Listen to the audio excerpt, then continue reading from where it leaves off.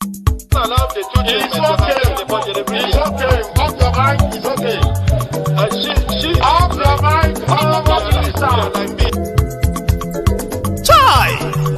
Now wow, people wey suppose talk truth to power don't off mic. And if we talk, now 500,000 they go summer us, call them hate speech. But fear not, Mayegun don't come. Him go torchlight every corner, nooks and cranny of all these bad people where they spoil our country.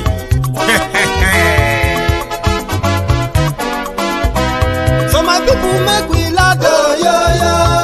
Mayegun don't come, oh yo yo. My people make we shout, oh yo yo. Mayegun don't come, oh yo yo. Mayegun don't come, man of the masses, oh yo yo. Mayegun don't come, oh yo yo. Mayegun diary politico, oh yo yo. Mayegun don't come, oh yo yo. This one not the off in mind, oh yo yo. Mayegun don't come, oh yo yo. Can in the touch like every corner, oh yo yo. Mayegun don't come, oh yo yo. Okay, some people be they holla say they want the power. Chai, them be promise us say we go get light and power. Nah. Them hustle sote they can't get the power. But now they know they do anything with the power. Every day, dollar just they get the higher power over Naira. See them talk say make we off mind, but thank God say Mayegun don't come. So my people make you loud, oh yo yo. Mayegun don't come, oh yo yo. My people make we shout, oh yo yo. Mayegun don't come, oh yo yo. Mayegun don't come, man of the masses, oh yo yo. Mayegun don't come, oh yo yo. Mayegun diary politico, oh yo yo. Mayegun don't come, oh yo yo. This one not they off in mind, oh yo yo. Mayegun don't come, oh yo yo. Person where they do evil, no one make person talk. Them say that Mayegun, that man too they talk. He too they talk. Say Mayegun diary, he they hot like pepper. But every day then they take money in bulk. Poor man picking, they the street they hawk.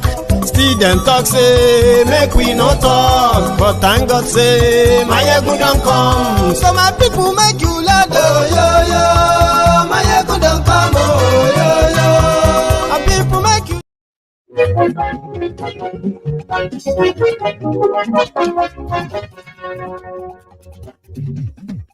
Hello there. Mayegun làwa mọ̀, làmọ̀ tó jòjòjò.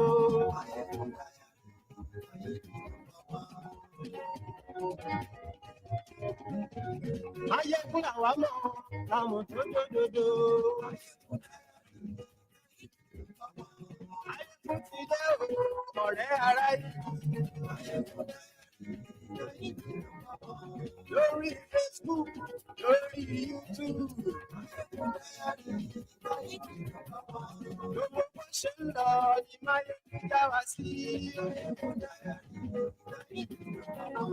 Àṣírí ọ̀dẹ̀lú. Good morning to you. Good afternoon to you. And good evening to you from wherever you are joining us today. It is Mayegun or brunch time with Mayegun. Mayegun diary politico. Godfatherism kò sí lọ́rọ̀ Mayegun. Ẹ farabalẹ̀ sẹ́wọ̀n kẹ́kọ̀ọ́ lẹ́nu. Àní Mayegun làwa mọ̀ tó jòjòjò. Read the caption of the broadcast as usual. The description of the broadcast. Like it and share it. To invite your friends and not so friendly friends with just single word, Mayegun today. Ọ̀jẹ̀lú ẹ̀ súnra kì í. Àní ẹ̀ súnra kì í. Lórí Facebook. Àní ẹ̀ súnra. The Dangote Refinery scam. It's a gift that keeps giving. A member, or should we say the director of the regulatory body that issues licenses to refineries, to importers of petroleum products, said, yeah, Dangote is asking for a monopoly, even though his refinery is just at a 45% completion.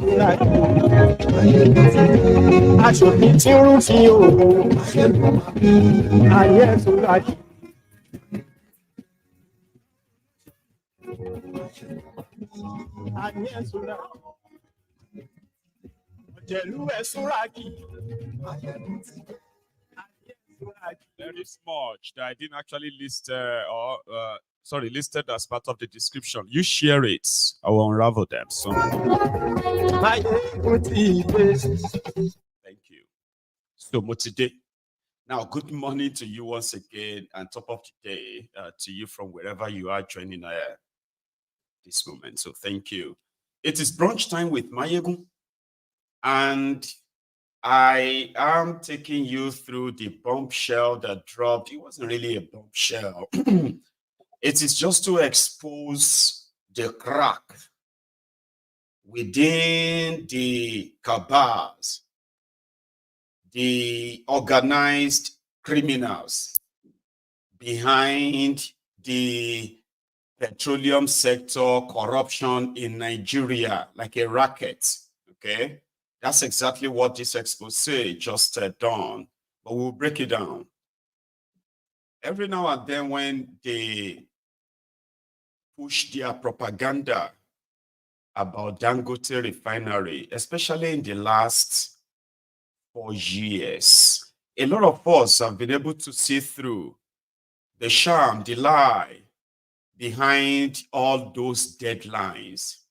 I mean, from the pieces of information they are even giving out, you can easily tell, right? Something is not right. Something is wrong. And if your gut says something is wrong about something, sometimes I think you should try and believe your gut. But coming to the public to alert the rest of the public, like I did, and many others, okay, wasn't really a friendly thing, so to say. In fact, in the face of those who we told that this whole thing was a pure fraud from the onset, and everything around it, all the propaganda, all the lies, all of the deadlines that they pushed through the media in the last 3 years alone, pointed to one thing, they have a lot to hide. There is no Dangote Refinery. Because refineries is, refinery from my own, studies, right? It is not always about the massive stuff that you see they build there, right? Okay. They said it is always like in phases, all right? In phases means that there's different phases, different segments of, product refining in a refinery, okay? So which simply means that before you can say you have 600,000 capacity refinery, okay? I want to build a 600,000 barrels a day capacity refinery. And by the time it is completed, we will be refining 600,000 barrels a day. That's clear. Then the propaganda of the APC, don't get confused. So we shouldn't be talking about Dangote Refinery if my money, your money, taxpayers' money were not actually boxed and packed and gave it to him. Nearly $10 billion of Nigeria money, right, was given to him. That is why we are having this chat. And that is why Dangote Refinery, that was supposed to be a private business, has become a public business. Now, my business, and it should be your business. So when we raised the alarm on the fraud that they were perpetuating, the money laundering they were perpetuating, right, through the Dangote Refinery by the Boko Haram's government, some of you have probably come to know better now, possibly called people like myself, enemy of Nigeria, who doesn't want anything better for Nigeria. And all I was actually exposing is the robbery, the economic sabotage, the economic destruction, which eventually led to the destruction of lives and properties of the ordinary Nigerians who probably have no idea that this was going on. So let's break it down. Again, Dangote, as a private business, wanted to monopolize, or let me say, before I use the word monopoly, because that's the last word, Dangote is synonymous to monopoly anyway, so it's not new.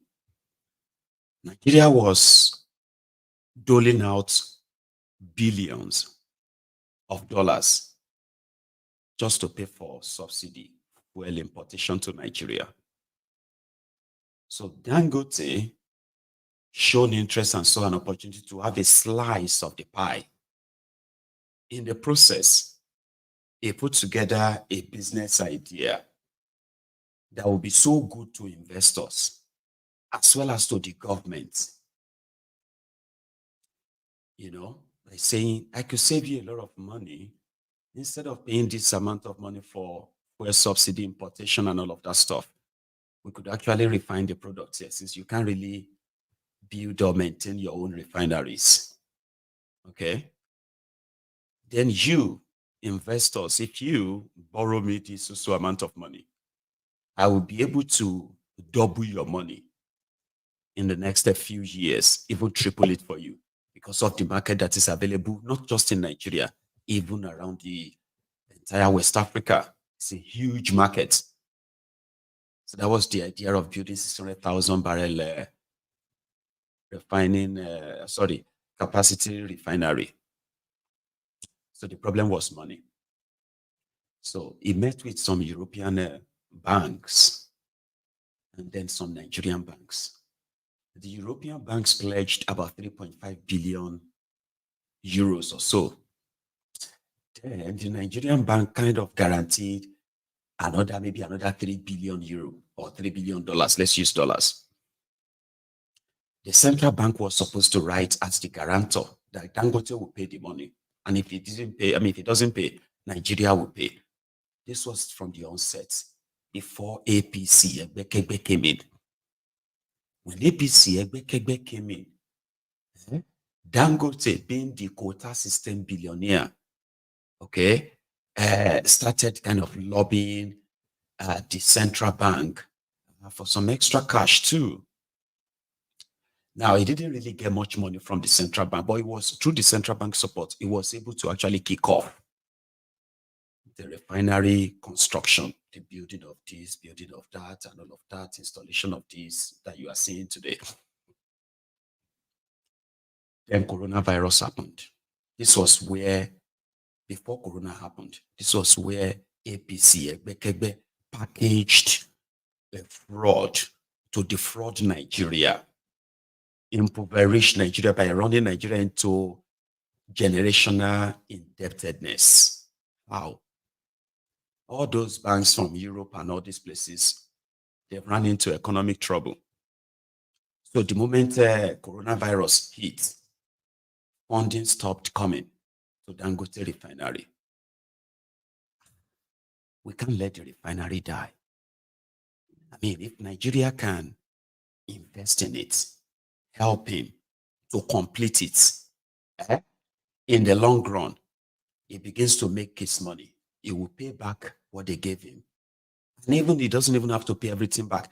But the plus side is that Nigeria would have 20.7% stake in the entire refinery when it is completed. This was where they had to now come public, because they now have stake in it. Through the NNPC, the Central Bank of Nigeria, via the NNPC, they ferried over $9 billion to Dangote in a space of 2 years. That was how they started giving deadlines. But from the findings, from the studies, right, a refinery can experience, it's called engineering commissioning, which means if you complete this section today, it doesn't mean that you can't start producing. But there are still other sections that you have to complete, all right, before you can say this is the capacity. You can say, okay, we've completed this section that can actually refine AGO, that is a diesel, okay? And the purity, the purity of that content, that your refined content will also be put to test in order to ascertain that this section you have completed can refine crude oil and produce diesel. So what happened to others?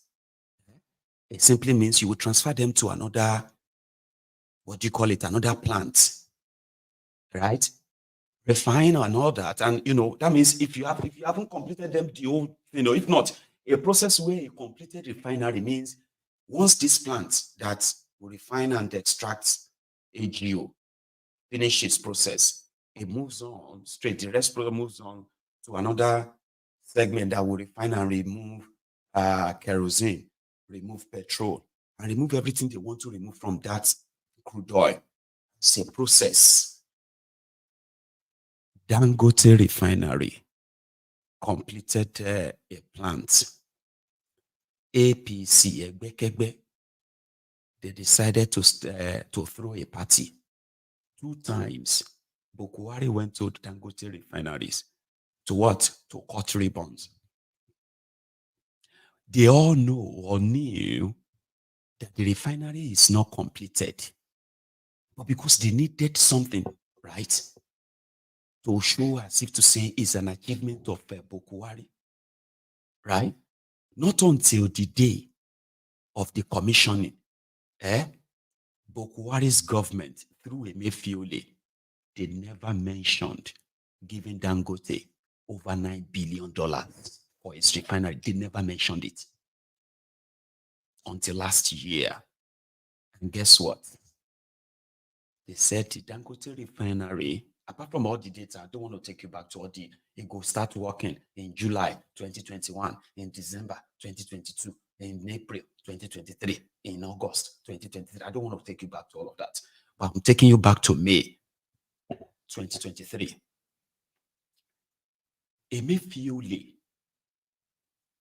at what they call the commissioning of the completed Dangote Refinery, told the whole world that even though Dangote was yet to produce or refine a teaspoonful of crude oil, they said he had paid back over $7 billion.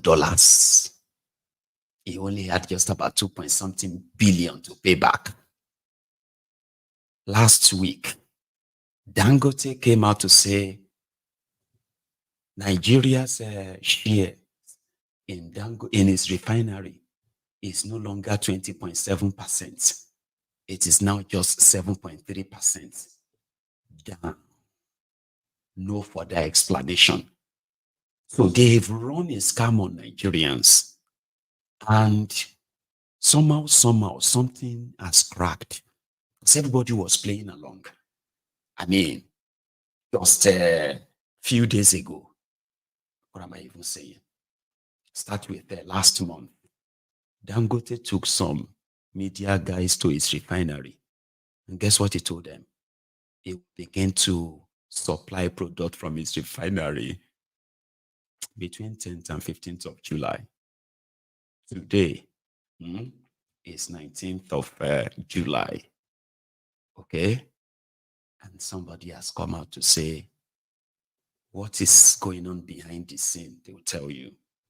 Dangote in the last 2 or 3 months, he himself has been in the media, raising the alarm that the oil companies, international oil companies in Nigeria, that they were sabotaging his effort, okay, to access crude oil. And he said they were selling it to him at the higher rates. Now let's roll that back again. Let's roll that back a little bit as part of the lies that APC, 𝐍𝐌𝐃𝐏𝐑A, and Dangote himself told millions of Nigerians. They said Dangote Refinery has secured the supply of crude oil to its refinery from the Nigerian crude oil reserves. That Dangote will be receiving the supply of about 20 million barrels of crude oil every month. And it will be paying in Naira. I remember doing a piece on that. When they said Dangote will be buying his crude oil in Naira, under what arrangement is that? Is that going to be like the central bank exchange rate or the quota system exchange rate? Because I do not understand. I didn't then, but it was all part of the lies. But here is what they didn't tell you. Nigeria does not have any crude oil of its own as a government. In fact, all of you from Niger Delta regions, including part of Yoruba land that is supplying crude oil to those who are taking the crude oil, in the face of your government and their partners, all of you are just tenants in those lands. They don't see you, they see the crude oil. And that crude oil, they've sold them. They've collected money on them to up to 25 years, the next 25 years. And that is why what Nigeria collects from our own crude oil and gas is royalty. Royalty of, we have bought this license for the next 10 years, we've bought it for the next 25 years, and we're going to be extracting so amount of barrels of crude oil every day. And they have built the capacity around that. Okay? So what these guys have done is that they collected the lump sum cash in dollars the last time. Till today, nobody is talking about that money. $25 billion oil license sale that Baru, Maiyegun General, the former NNPC chairman, took to London in 2016. That money, that billion, nobody is talking about it today. And guess what? Because of part of that, Dangote can't have access to Nigeria crude oil, except if those people who are extracting it chooses to sell it to him. And they will sell to him according to the price they choose, not what Nigeria says. You hear that time when they said that Nigeria is owing the crude supplier or so to the Nigerian electricity plants. How many of you remember that? The Nigeria was owing the oil, international oil companies in Nigeria. They were being owed over $1.3 billion unpaid money. Even your electricity plant in Nigeria is buying the oil that is supplying, that is fueling them. So the people can stop and say they are not going to give you the fuel. They're not going to give you the crude you need. Yeah. Even though they signed an agreement with Nigeria and say, you know what? We'll be buying the one we need for our power plant because they've sold everything. We'll be buying the one for our power plant and we'll be paying you. Then they didn't pay them. And at some point, they just have to stop supplying them and then they turn off your power grid. National grid collapse because there is no fuel. Just so you know how sunk Nigeria has become.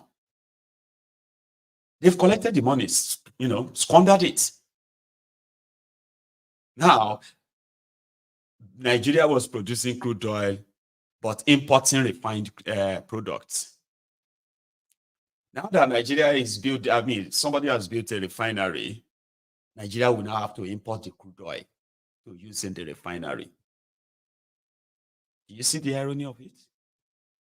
So to those of you who are claiming our oil, you saw those things they are giving to you. They are the shares from the royalty these guys are collecting from what they said they are selling crude oil. You hear that Nigeria is producing 1.8 million barrels. We need to improve more. You know why they want to improve more? It's because maybe that would then give them to say, okay, now that we have made the expected, agreed this thing. Can you increase more money for us? Your government is not extracting their own crude. They are collecting royalty on your crude. Same thing they are doing with all other mineral resources. They would rather collect royalty, sell and collect cash to go and buy themselves cars, buy themselves houses abroad. Allow me live large like they, you know what I mean? And then they continue to make you feel like you actually have a crude oil. So Dangote won't get Nigeria crude oil, except those people choose to sell. So now part of the problem is saying some saboteurs are making it difficult for him to access crude oil. No, there is no saboteur. You have no crude oil. Sold. Money spent, squandered. At least for the next 25 years. If you still get the crude oil by then. So Dangote has now been exposed as behind the scene, even though his refinery is not really ready. He cannot produce the needed products in Nigeria now. He can't. Okay? His refinery, from them who checked though, the authority, let me pick their name. They are called the Nigerian, the midstream and downstream, what do you call it? Regulatory agents, regulatory authority. Call them the NMDPRA. Like I said, something has cracked within. Pablo is probably not really kind of getting what is expected from after raiding Dangote's headquarters in Lagos. So now here is the supposed chairman or the director of the agency that can tell us exactly what's going on. And he didn't just say it's not ready. He said, I mean, when you finish building, right, they will now come and check out the ready plans. And from what they found out, it's only about 45% ready, that they can say is ready. And even though the 45% cannot produce or refine cannot refine the better product. So they have this thing they measure, sulfur, that they measure in the final product. So there is a level or percentage of it. There is a number of it that you have to have.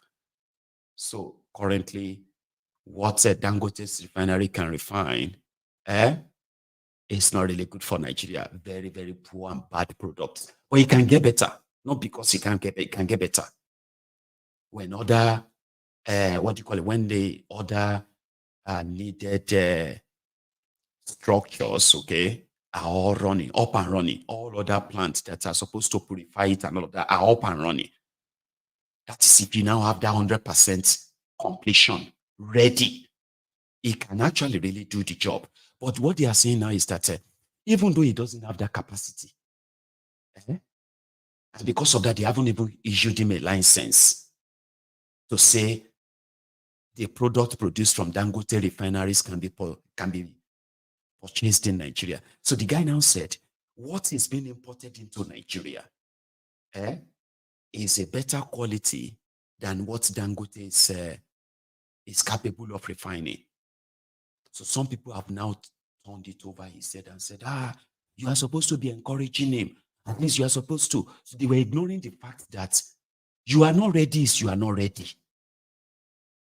Okay? Then that you are not ready, but you are now pushing.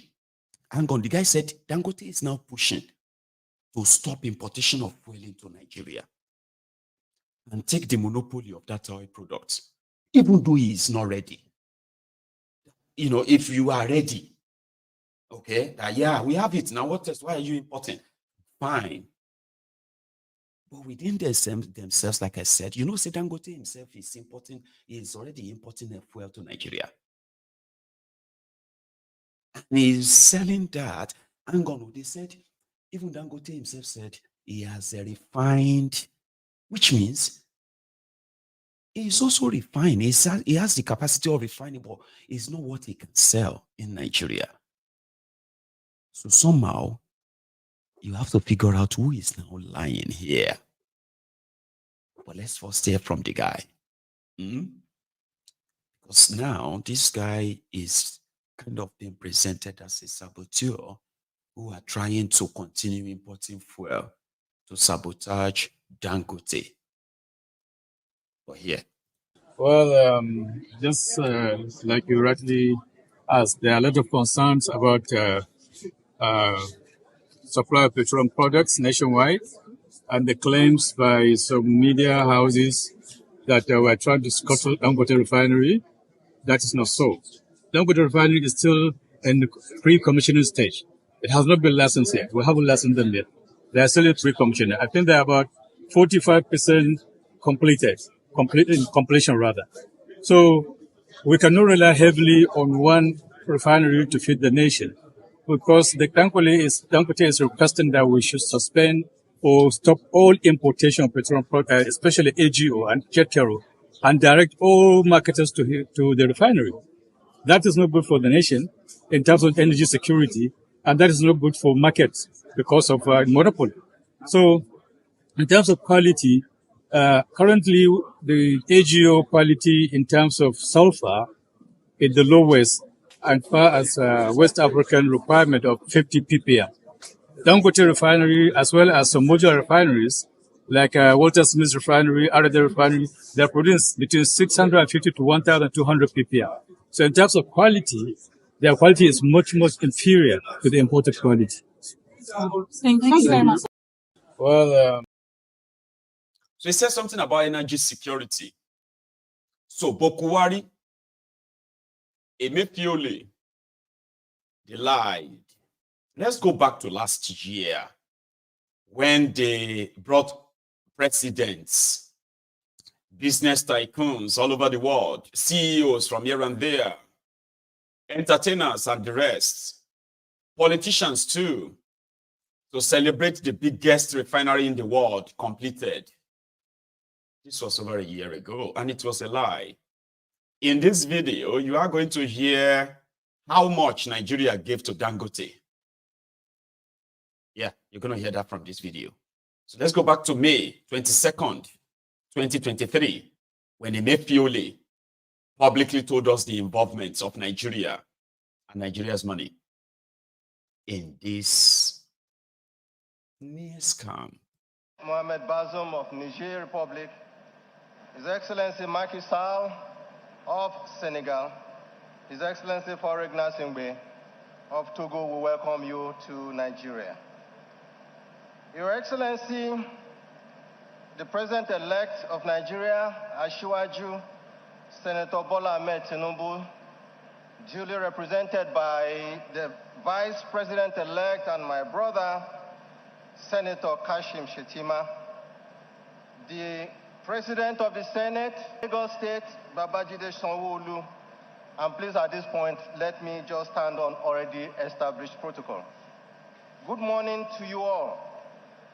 I'm immensely delighted to be here today to witness this historic occasion, which heralds a significant accomplishment for Nigeria's foremost industrialist, Alhaji Aliko Dangote, the Dangote Group, as well as our beloved nation, Nigeria, and indeed the entire continent of Africa.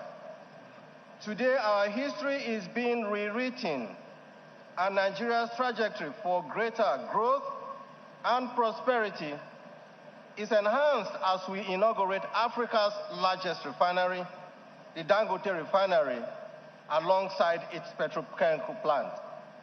I congratulate Alhaji Aliko Dangote and his team for their uncommon tenacity and unwavering commitment in completing this project, notwithstanding various challenges that they have faced.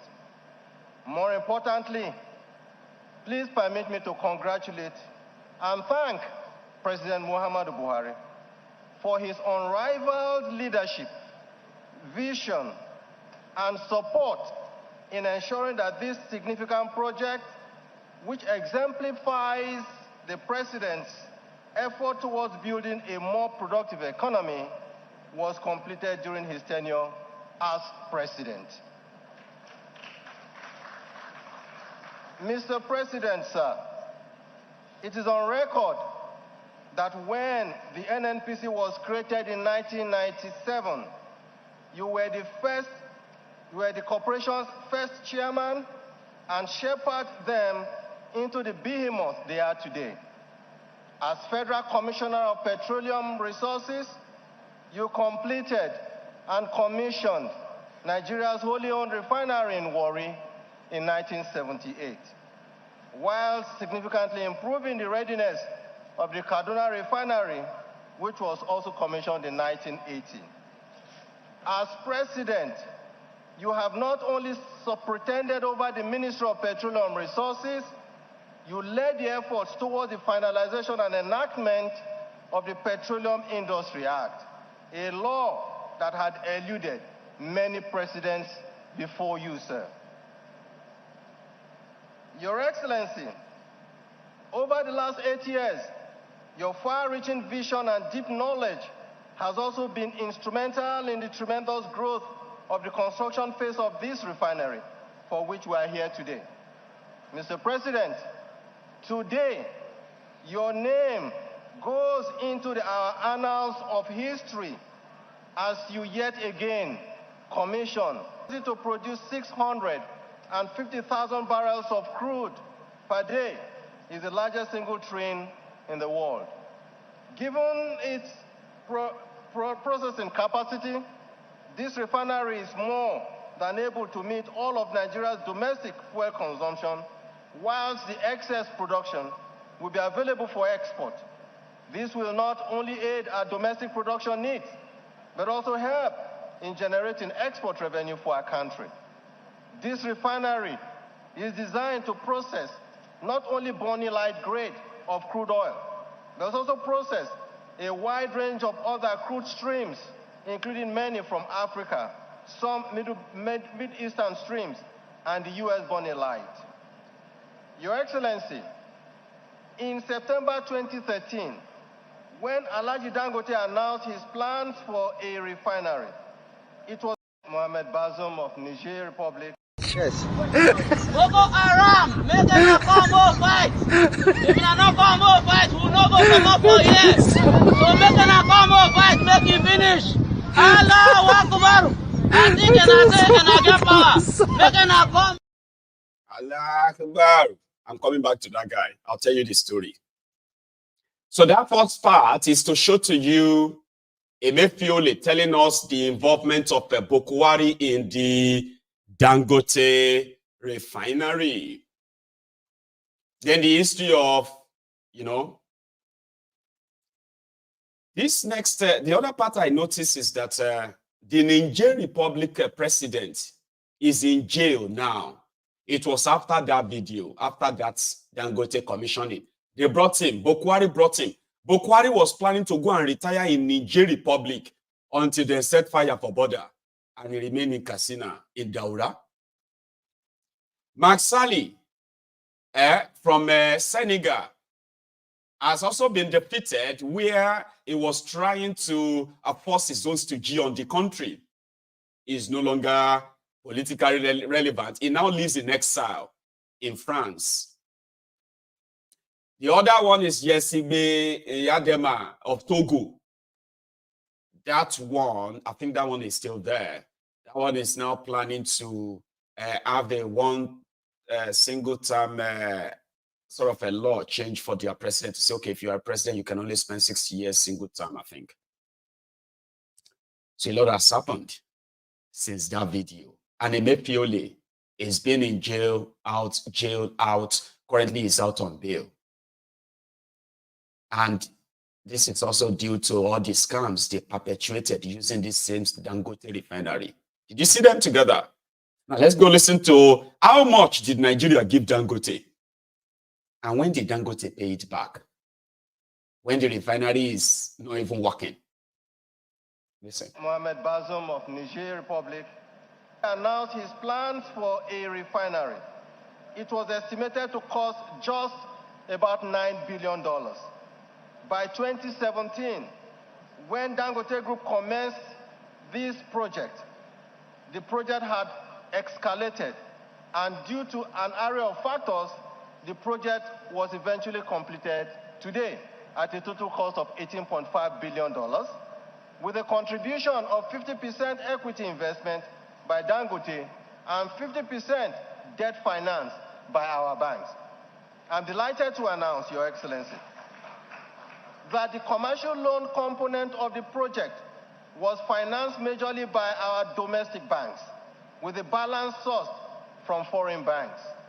The Central Bank of Nigeria also partnered, as always, with Dangote in ensuring the successful completion of this project by providing over 125 billion naira to cover domestic currency requirement for the venture, while also ensuring the availability of foreign exchange to pay for the importation of some of the plants and machinery being commissioned today.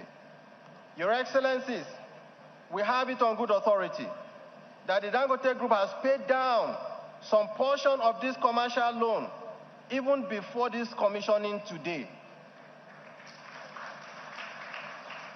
As at today, total loans outstanding has dropped from over $9 billion when this project started to $2.7 billion today. Alhaji, please pardon me that I have to reveal numbers here. This reflects the astute creditworthiness and commercial capability of the group and its chairman, Alhaji Dangote. Your Excellencies, please permit me at this juncture to appreciate all the participating local Nigerian banks who did not only partner with the project through effective financing, but were keenly aware of the importance of the project to our country. They provided immense support and exceptional understanding, even when interest and principal payments were almost overdue. They were patient with Dangote Group. Mr. President, I must thank you for your astute vision to ensure that Nigeria produces what we consume and that we consume what we produce, and this is one. This refinery and petrochemical project is a testament to your vision for Nigeria. It shows that regardless of what the world stands or the world thinks, Nigeria can be self-sufficient in all products that we consume, and at the same time, export our excess output to the rest of the world. Well, just like you rightly asked, there are a lot of concerns about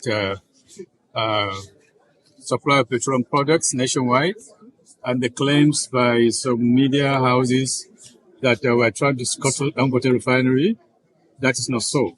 Dangote Refinery is still in the pre-commissioning stage. It has not been licensed yet. We haven't licensed them yet. They are still in pre-commissioning. I think they're about 45% completion rather. So we cannot rely heavily on one refinery to feed the nation, because the Dangote is requesting that we should suspend or stop all importation of petroleum products, especially AGO and jet fuel, and direct all marketers to the refinery. That is not good for the nation in terms of energy security, and that is not good for markets because of monopoly. So, and he's right. This video was shared sometimes in September 2023. 4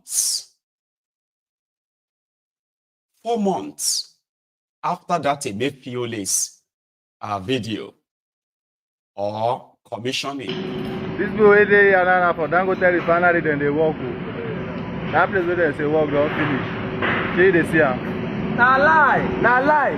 Work never finish. Na lie, work never finish. Na lie, Nigeria na stand. See am. This people wey dey here. I believe those guys probably have been sacked. It wasn't even in September. It was actually in December 2023, that video. So they're hiding so much, but they're riding on it. And they are using the media, right?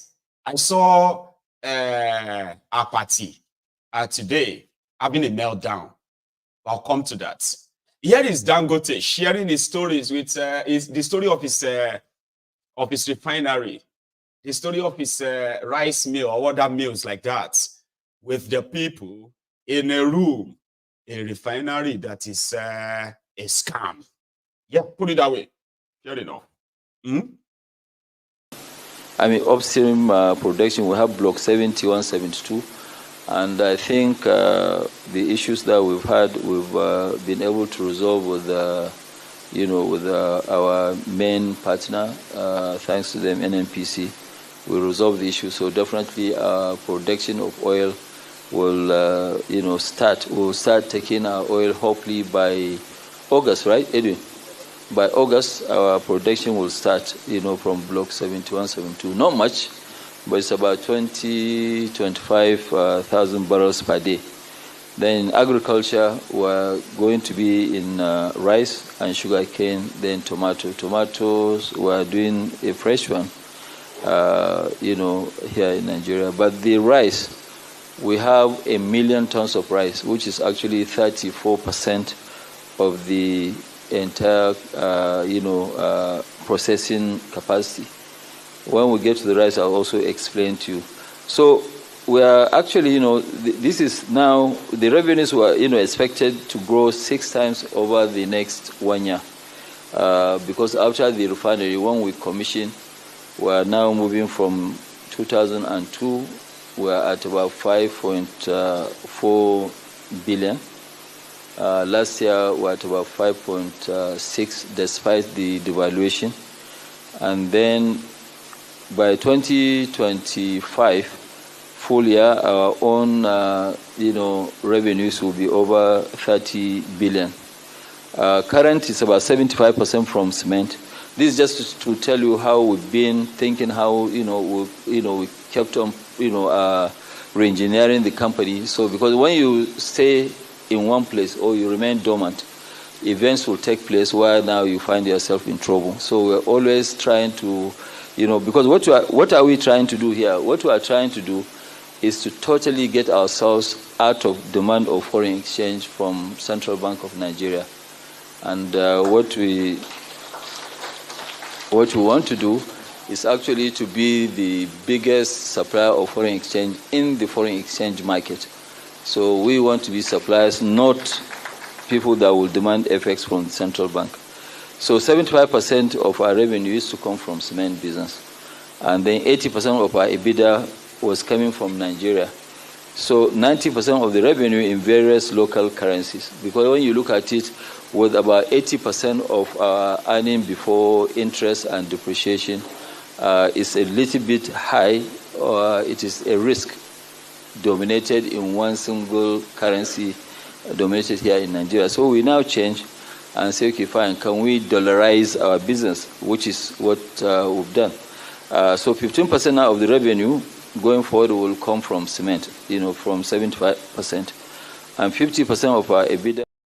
No. So his briefing is shareholders, okay. So the projection that he has for the petroleum sector,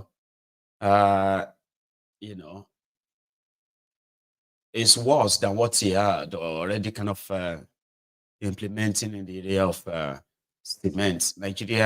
Dangote was given the access to Nigeria limestone. Like they are just pretty much gifted it to him. Okay, it's one mineral resources that is his birthright. He has the right to first refusal. If found any limestone anywhere in Nigeria, he is expected to be there. But yet, Nigerians pay the highest for a bag of cement in the entire Africa. Other African countries are actually paying cheaper. And in few other African countries where he is, Dangote, also kind of with his Dangote cement factory where they have limestone too, they are not being treated that way. So monopolizing the oil product is huge. And his dream is to control the forex inflow to Nigeria, whereby instead of, because it's he himself is feeling like the party is coming to an end. Because before now, Dangote and his guys, they have their own special table at the Central Bank of Nigeria. In fact, The Central Bank of Nigeria, when you look at all their monetary policies, you will see it there, where Dangote's interests are clearly guided and, like jealously guided and protected. Even if other businesses would have to die for him, they will make the policy so. Now that the Central Bank of Nigeria is empty, the next place the money goes to is mostly on this subsidy. And it keeps growing and keeps growing. So it could have a slice. It's actually an ambitious thing, but it should ordinarily have been beneficial to the people. But they told the people that you have Dangote Refinery doesn't mean that the petroleum product is going to be cheap in Nigeria. So what is now what is the essence of the whole noise then, if it's never going to benefit them or give them cheaper fuel? So if you buy Dangote cement, then you should have an idea what a Dangote petrol will be or Dangote diesel will be. But you should just get the whole plant completed. And if the idea is, we don't have to get it completed right away, then tell people, stop giving yourself deadline, by August, by December. Stop giving deadline. Just get on with it and say, you know what? Currently, we're supposed to be 650,000 barrel of crude oil every day refinery. That will be when we are fully completed. But for now, we can only do 45,000 barrels. At least that's clear. And people can stop repeating the lie and raising their expectation. Do you know that Dangote Refinery was promised to give, that it was going to give you 13,000 megawatt electricity? By now, if Dangote Refinery is actually ready, there should not be any day without electricity in Lagos alone. I mean, 13,000 megawatts. Nigeria said no get more than 5,000 megawatts. The whole Nigeria is generating 5,000 megawatts. APC, Egbekebe, Dangote himself said his refinery will generate 13,000 megawatt electricity. That's massive. So if now only just 1,500 they give Lagos alone, nowhere in Lagos will be without electricity. That alone should tell you what you need to know. But here, just a few days ago, it's good for us to test all the types of crudes that we're receiving, so that because sometimes you can buy a crude and then people can give you the one that has a lot of metals or a lot of sulfur. But the most important is just that because we know mainly West Africa is a home for dumped bad fuel, bad petroleum products. So we have the most updated lab. This lab, you cannot even find it in Saudi Aramco, because we have the latest and we can actually test anything, be it aviation fuel, diesel, gasoline. We can test everything, kerosene, and it will give you actual time. The longest test here will take you only 30 minutes. PMS, it will start coming out by, we had a bit of delay, but it will start coming out by 10th, 15th of July. But then, we want to keep it in the tank to make sure that it settles. By 3rd week of July, we'll be able to take it into the market. It's good for us to test all the. Why are you giving all these deadlines? You have your imported fuel, right? Then you have, in fact, the refinery, according to what he said, right? The refinery has its own test lab to test the quality of the product they just refined, okay? And the body that actually really does the test says it's not ready. But you see the face of the criminals behind him. Okweyemi Bamidele, and then Sanwo-Ikú and few others like that. Those are the rogues. Those are the rogues pushing the propaganda, trying to, if you say anything, they will say you're enemy of Nigeria. But what about all of this? So there are those who are also kind of pushing the agenda of saboteurs, like this party was having a meltdown on TV this morning. I did try to reach out to the corporate comms at the Dangote Refinery, and they're going to release a robust statement in response to this, because obviously we know that the Dangote Refinery has been commissioned. Okay, this is a table where we've been expressing a lot of optimism about the Dangote Refinery. We were looking forward to it. the investment. We praised Alhaji Aliko Dangote for his faith in Nigeria, his nationalism. At a time when other people take their money out, he believes in Nigeria, and it creates opportunities. Now, he granted an interview in which he said, look, there were local and external saboteurs trying to discourage him, but that what he has done with the Dangote Refinery is a leap of faith, that if he had responded to those trying to discourage him, he would not have been able to do it. Now, this morning, I think Alhaji Aliko Dangote has been vindicated by the fact that there are people, internally and externally, who are trying to sabotage his process. Now, Farouk Ahmed, I think he worked before within the NNPC system, and it was brought back, to now be the head of the midstream and downstream sector. What he has simply done is to dash the hope of Nigerians about the contribution, the value of the Dangote Refinery. Number two, what he has done is an incredible act of demarketing. Correct. Which is unbelievable. Unbelievable. Nigerian government has been saying, we will support local businesses, we will provide enabling environment. What Farouk Ahmed just did, which is a press statement, is to say that the Tinubu government perhaps is not committed to that. Now, he talked about monopoly, that Dangote is looking for monopoly. But this is the same issue, even with NNPC Limited. People say, oh, NNPC Limited enjoys a monopoly. Now you have a private operator trying to even break that monopoly and make a contribution. Number three, Nigerians have been talking about refineries. Now, what have we done with refineries? I'm talking about people sabotaging. The Port Harcourt refinery that they say has been mechanically completed. Some community youths, went there and attacked and, sabotage the refinery. So the people who are suffering from this demarketing are the Nigerian people.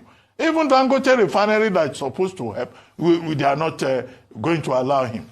Number five, he says that, the value of crude provided by Dangote Refinery is of high sulfur content. Where is the laboratory that is owned by the midstream and downstream authority, of Nigeria? Does he have a laboratory where he conducted a test, or he just put some imaginary thing out of his head? Mm-hmm. I mean, we used to have what they call pre-shipment inspection. Yeah. The about 5 million liters that Dangote Refinery has exported. Now, did they do pre-shipment inspection? Have they received any complaints from the people that bought the AGO from abroad, about the quality of it? So in this country, we have to be very careful. And I think that Farouk Ahmed and those who hold his beliefs should be, his kind of belief, should be investigated. Absolutely. Because you cannot sabotage President Tinubu and the Nigerian government by just making unsubstantiated claims on television. All right. I thought he was saying something about media. Media says something. No, we're in this together. We want the best for Nigeria. Absolutely. Speaking about all theft and all of that, actually, he was speaking. News. Everything and a sabotage. You get that? Nobody want to take responsibility. But he's right, partly. Does the NMDPRA,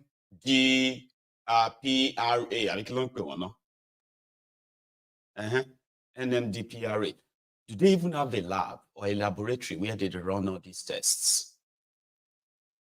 I found out that they actually do have a lab. Somebody said labs doesn't exist. Apati should know that they have a lab. Now, maybe if that lab is now functioning or not, well, that will be the job of those who probably should go in there and find out. But they do have a lab. They do. And if they say their measurement says so and so, it sounds like a demarketing. But what happened there is that when they tell you, when the regulatory body says you are not ready, but because you are Dangote, because you are the quota system billionaire from Nigeria, you are also an agib, all government in power, sort of, then you can have your way. You know what I mean? You are Dangote. So if I say it's okay, it's okay. No, it's not okay, sir. Who are you? Who the hell are you? I'll call your boss and they will sack you. Kind of. So the like of Akpati and the rest of them are sort of like backing the wrong tree, but we can understand their meltdown. Wishes don't build anything. No. Some of us know the lies all along. All the imported petroleum products into a refinery, we know about them too. All of this. And the reason why you are even hearing this is because hearing it from them, and some of them are so shocked. How could somebody working for government say this? Because they are not expected to say what is true. Because it's going to cause damages. Oh, it's going to make people. And people shouldn't know that. Oh, you shouldn't have said that. Come on. Even if it is true, you shouldn't say that. You are demarketing him. But guess what? They have been demarketing themselves. A lot of you are just so in their asses, so to say, so stupid to believe them. How many times have they told you Dangote Refinery will start operation? How many times?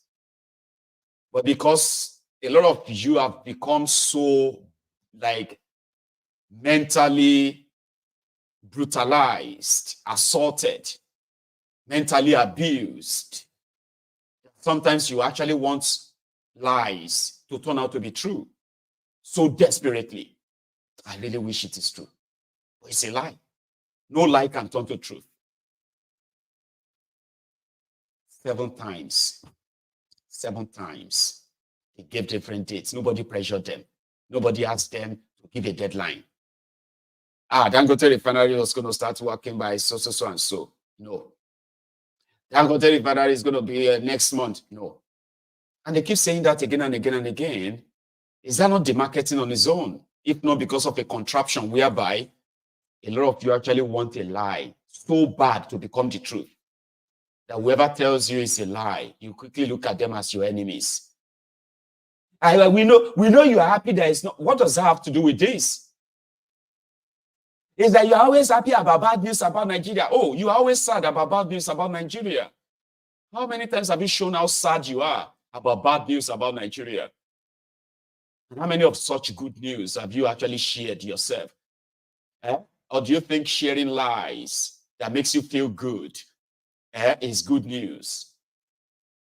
There are months down the line, you're asking yourself, how come that? I thought they said, but you believed it. Somebody told you it's a lie, and you don't want that. You call them enemies. You hated them for no reason. Then the lie catch up with you. You are so desperate that you actually wanted the lie to be true. I don't know the name you will call that, but I know it's a mental disorder, and a lot of you are suffering from it in that contraption called Nigeria. You are raised that way. So strongly believe a lie and begin to pray that that lie will be the truth. And then when it is not, then you create another lie to make you feel better for another time. But they said, I still believe that. I still believe, you are trying to make yourself feel better. All this year, I believe that. But me, I still strongly believe that. Believe in what? In that nonsense you have created in your head. You are seeing the truth. Or something tells you, don't take it. Don't accept it. You're going to feel bad. Why not just create another lie? So that you can have something to live on and believe. Okay? Me, I know all these people are corrupt. I know all these people are bad. But me, I still believe that God can, anything can happen. And they can, they can see. That's how many of you are living with that mental disorder, mental health disorder. And unfortunately, you don't know. When you see a lie, call it out. Do not build, any truth on any lie. It's all going to end in tears. I really do want them to have that refinery working, but when I know all the stories behind this whole thing, I sort of weep in my heart for a lot of you in that contraption that's still allowing this to continue. All of you allowing this to continue. They have depleted Nigeria. They have skeleton Nigeria, like they have emptied Nigeria. What you have left is just imagery, imaginations, and all of that stuff. And then afterward, maybe just die, and you won't have to worry about anything anymore. If you pay attention very well, they have emptied that contraption, and they are not done. Maybe when they are done with all of this, they'll begin to possibly sell you one by one in bulk to whoever needs people to buy. Well, they are already doing that on the side. But here, you see this, your national protest that you are plotting. Oh, serious, oh. And it's saying that, as I told you before, that you begin to see a lot of reactions from them, threat from everywhere. Just same way these criminals in Kenya, they were talking to the Kenyans until the shit hit the fan.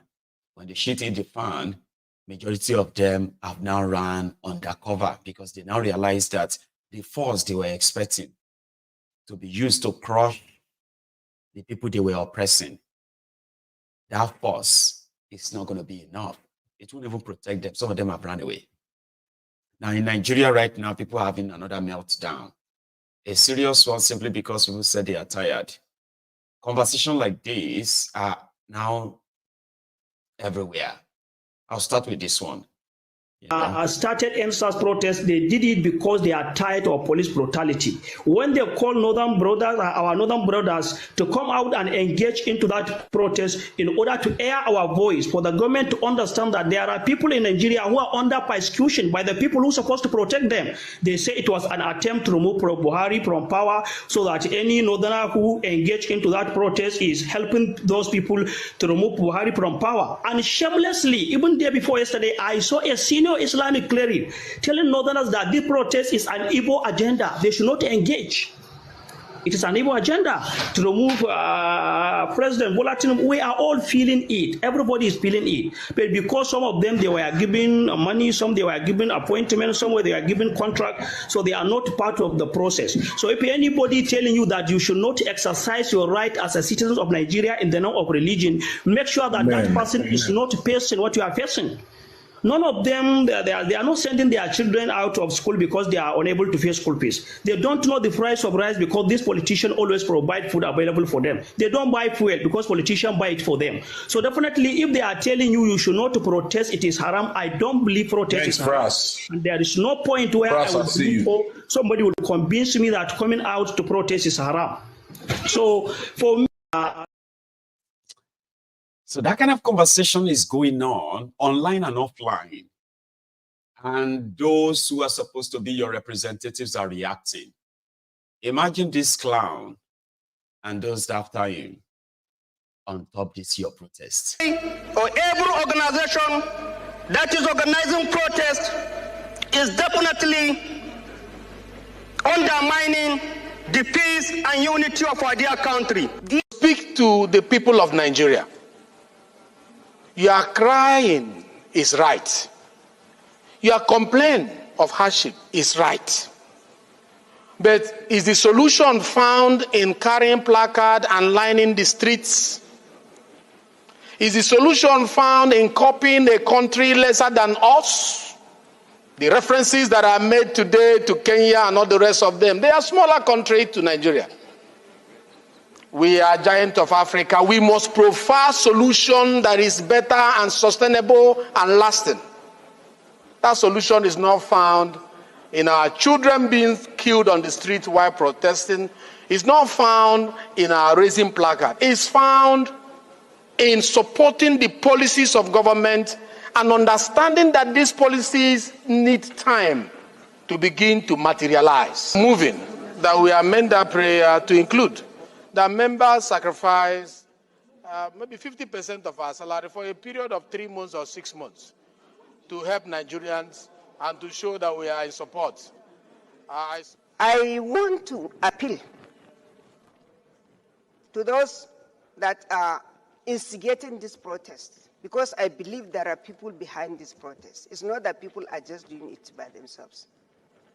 And I think DSS must work hard to find if they can at least be able to scout and get those people that are instigating or the leaders of these protests so that they can dialogue, we can dialogue with them. Let's talk to them. There is no any meaningful achievement in any world without peaceful coexistence. And Mr. Speaker, we know that the hunger is so very much that we just have to do something about it. We cannot tell them not to come and protest when we don't tell them what we intend to do.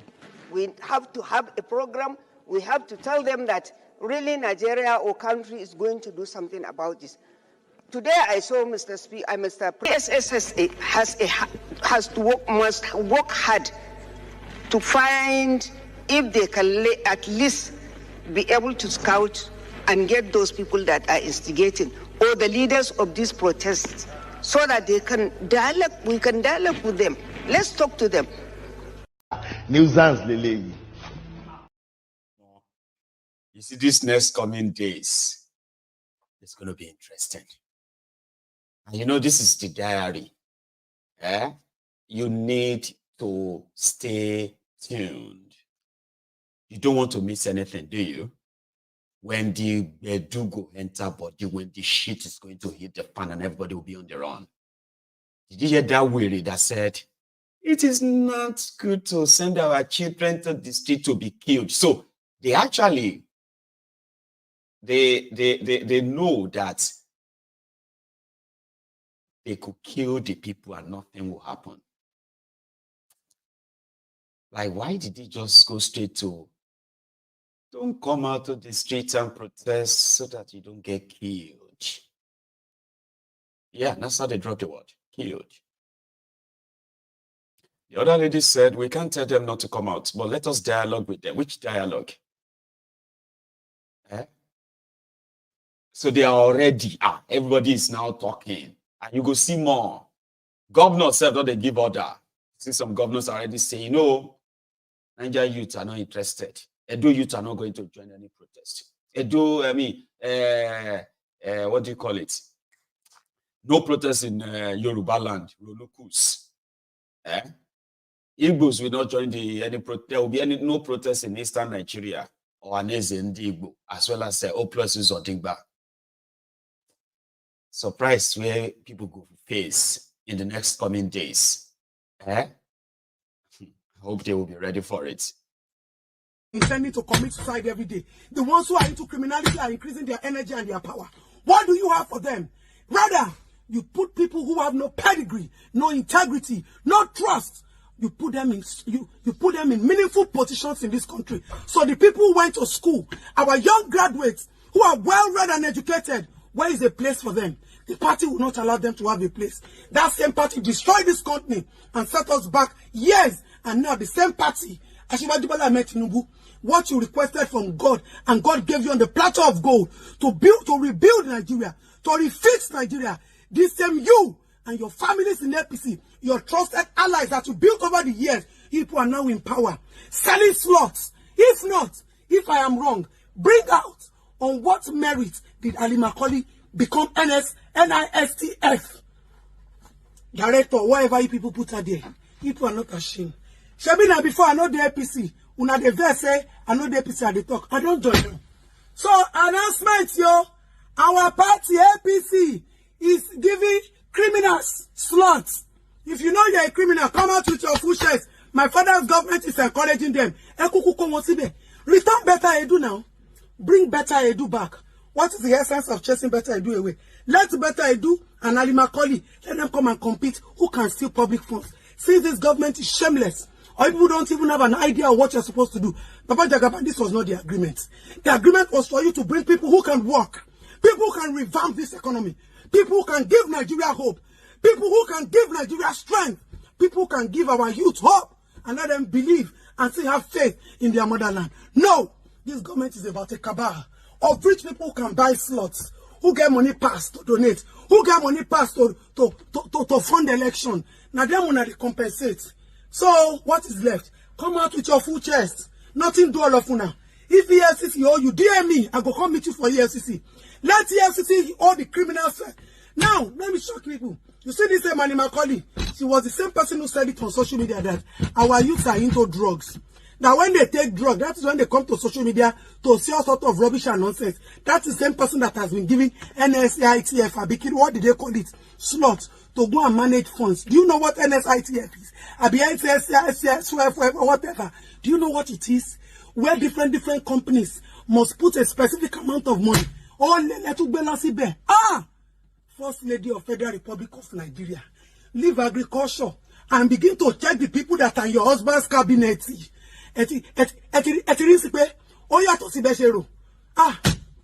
What? Me, I don't join APC. If they not celebrate me, I go welcome myself to the party. So if you are a criminal, don't be ashamed again. There's no point we going up and down again and preaching hope and unity in this country anymore. There's no point we telling our youth to go and read. Education is important because obviously all the education now, now people will sabi crime pass, people will sabi steal pass, people will get confidence that nothing will happen. Now then the government now. So my fellow youth, please, any crime that you are doing, stop hiding your face. Come out. My father's government is encouraging them. It's encouraging them. If you can put Alimakoli, ole, COVID, or Indomie, you brand it, and they still gave you appointment. Please come out. Let us stop hiding anymore. If you're a criminal, come out with your full shares. Come with your full shares. Why? APC is higher. I don't want to sit here and reveal all my strategy. I am the first speaker among the three of us running. So they will spy on me. So you will have a limited answer here today. Another day you can bring me back. That one, I think now statistic we go chop.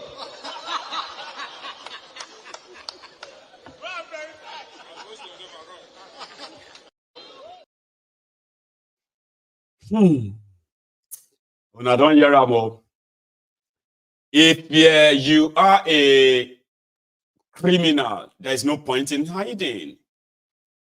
Bring your face out and stop hiding. The president of Nigeria is a drug dealer, heroin trafficker. His wife is also a partner in that heroin business. Okay, there is court evidence towards that. The vice president of Nigeria is a terrorist, a Boko Haram sympathizer. Okay. Then who else is there? The Senate President of Nigeria, Akpabioli, is also a career thief, a kleptomaniac. And when you begin to go to the states as well, you see all the state governors. They are the local terrorists themselves, both economic and others, right? Terrorism, act of terrorism. In Edo State yesterday, right? Went to terrorist group who have names. They are like the legitimate terrorist group, APC, PDP, and their supporters clashed. Now tell me, how can economic or good economic activity happen in an environment like this? You tell me, watching this. Let's go to Edo. So that Shaibu has, I forgot, is already part of the APC. So Shaibu is APC, and he's the deputy governor of Edo. Obaseki is PDP, and he's the governor of Edo. So their thugs clashed, and they are blaming themselves. They are blaming each other inside the contraption. Dangote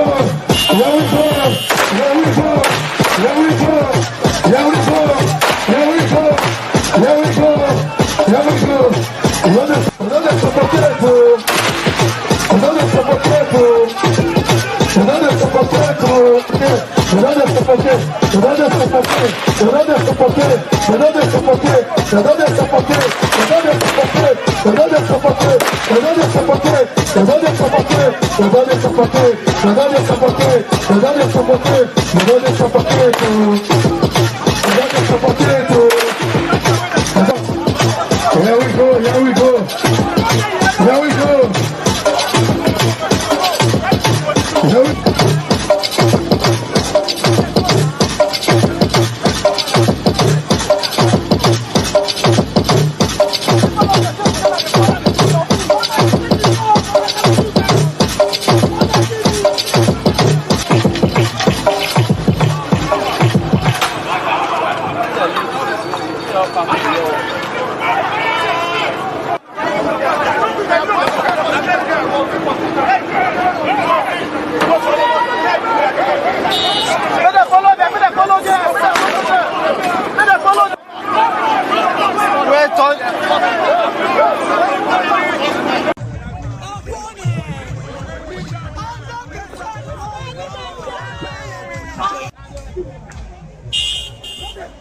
That Comrade Felix Shaibu has been instated as the Deputy Governor of Edo State. And he was coming today. Everybody, the people of Edo State, the youths, we all went to the airport to go and receive him. Unknowing to us, the PDP, the governor and his people, they already lay ambush at exit gate. And when we were coming out, they started shooting at us. So for the video that you just took, and you can see that they don't call us, they say 2 people don't die. Mopo, that family Mopo, they say don't die. No. Happened today in airport today. We were in airport to receive our candidates, Monday Ukbebolo and some PDP chieftains that is going to decamp to our party. So we are coming from Abuja. We all were in airport to receive them. Before we know, the governor mobilized vigilante and the motor parked us. They mobilized them to the airport. They blocked the 2 entrance gates. So as we were coming, we saw them. So as we saw them, we now went to go and tell the CP in the lobby that 1 hour before the scene. I went to the CP, I said, sir, look at the security report. These people, they are outside. They blocked the 2 entrance to the airport. They said they are not going to allow us to come out. And they are shooting radically. The CP could not even do anything. I was expecting the CP to call for more reinforcement to escort our candidate home. But unfortunately, nothing like that was done. As we were coming out, they were shooting radically in presence of CP. Along the line, they kill 1 mobile, they kill 1 civilian, about 4 people severe injured. Attached to our candidate, Mondo Bebolo, as I speak now, he's dead. They kill him just like that because he's doing his job. Obaseki, this is not how you are going to win Edo. This is not how you are going to win Edo. If you know you are going to win, why are you blocking people? If you know you are going to win, why are you using arm? This is what we are facing in Edo. As we speak now, a lot of our people, they shot them. The Inspector General of Police, I beg you with the name of Almighty God, come to our rescue. Obaseki is using forces in Edo. Obaseki is using harm. Obaseki has killed 2 people today. Vigilante, he empower vigilante, give them AK-47. Vigilante is not using AK in presence of CP. Let them come and deny it in my presence. Thank God we record everything. We have the video. What happened at the airport is so sad for a governor who has some few months to go. He mobilized this vigilante group to lay ambush on the deputy governor of Edo State and our candidate who just came in from Abuja. And they started shooting sporadically on them, and they killed 1 policeman and injured several others. They were shooting live ammunition and everything. And these are Edo vigilante. And a lot of talks led by one Chief Francis Ngbedeke. So, and this is sad. And we are going into election and we are seeing this. We always say we don't want problem, but if they bring problem, there's no problem. But there's a problem now. So, we are letting the public know what Obaseki is doing and what he plans. Anarchy loans. Anarchy loans. Anarchy loans. We are saying there's no problem, but if you bring problem, No problem. You get the gist. That's from Edo State. Benin, to be precise, yesterday. They said 2 people died. That's the sort of the price, not even the price, I think the value rather, the value they place on life in Nigeria. Pam, boom, gone. Well, talking about life and those who take advantage of it, here is one of the police interview of human traffickers, those who were luring young girls from eastern part of Nigeria to Delta states for sexual exploitation. Here. Okay, this is Delta State Police Command, and today we'll be parading some suspects who they formed the habit of going to a certain local government in Abia State. They will lure girls, telling them that they are bringing them to Delta to come and work, probably sales girl work in a restaurant, only for them to come and the girls will discover that they are using them for sex business. Well, I'm not going to speak for them. You are going to hear from them. What happened was that 3 of them, when they got to the location, they discovered that the business that they came for is not what they bargained for. They ran out for help, went to one of their aunties who took them to the DPO Ekpa, who mobilized men and went to the hotel located somewhere in Ugele, where the place was raided, and so many girls were rescued from that place.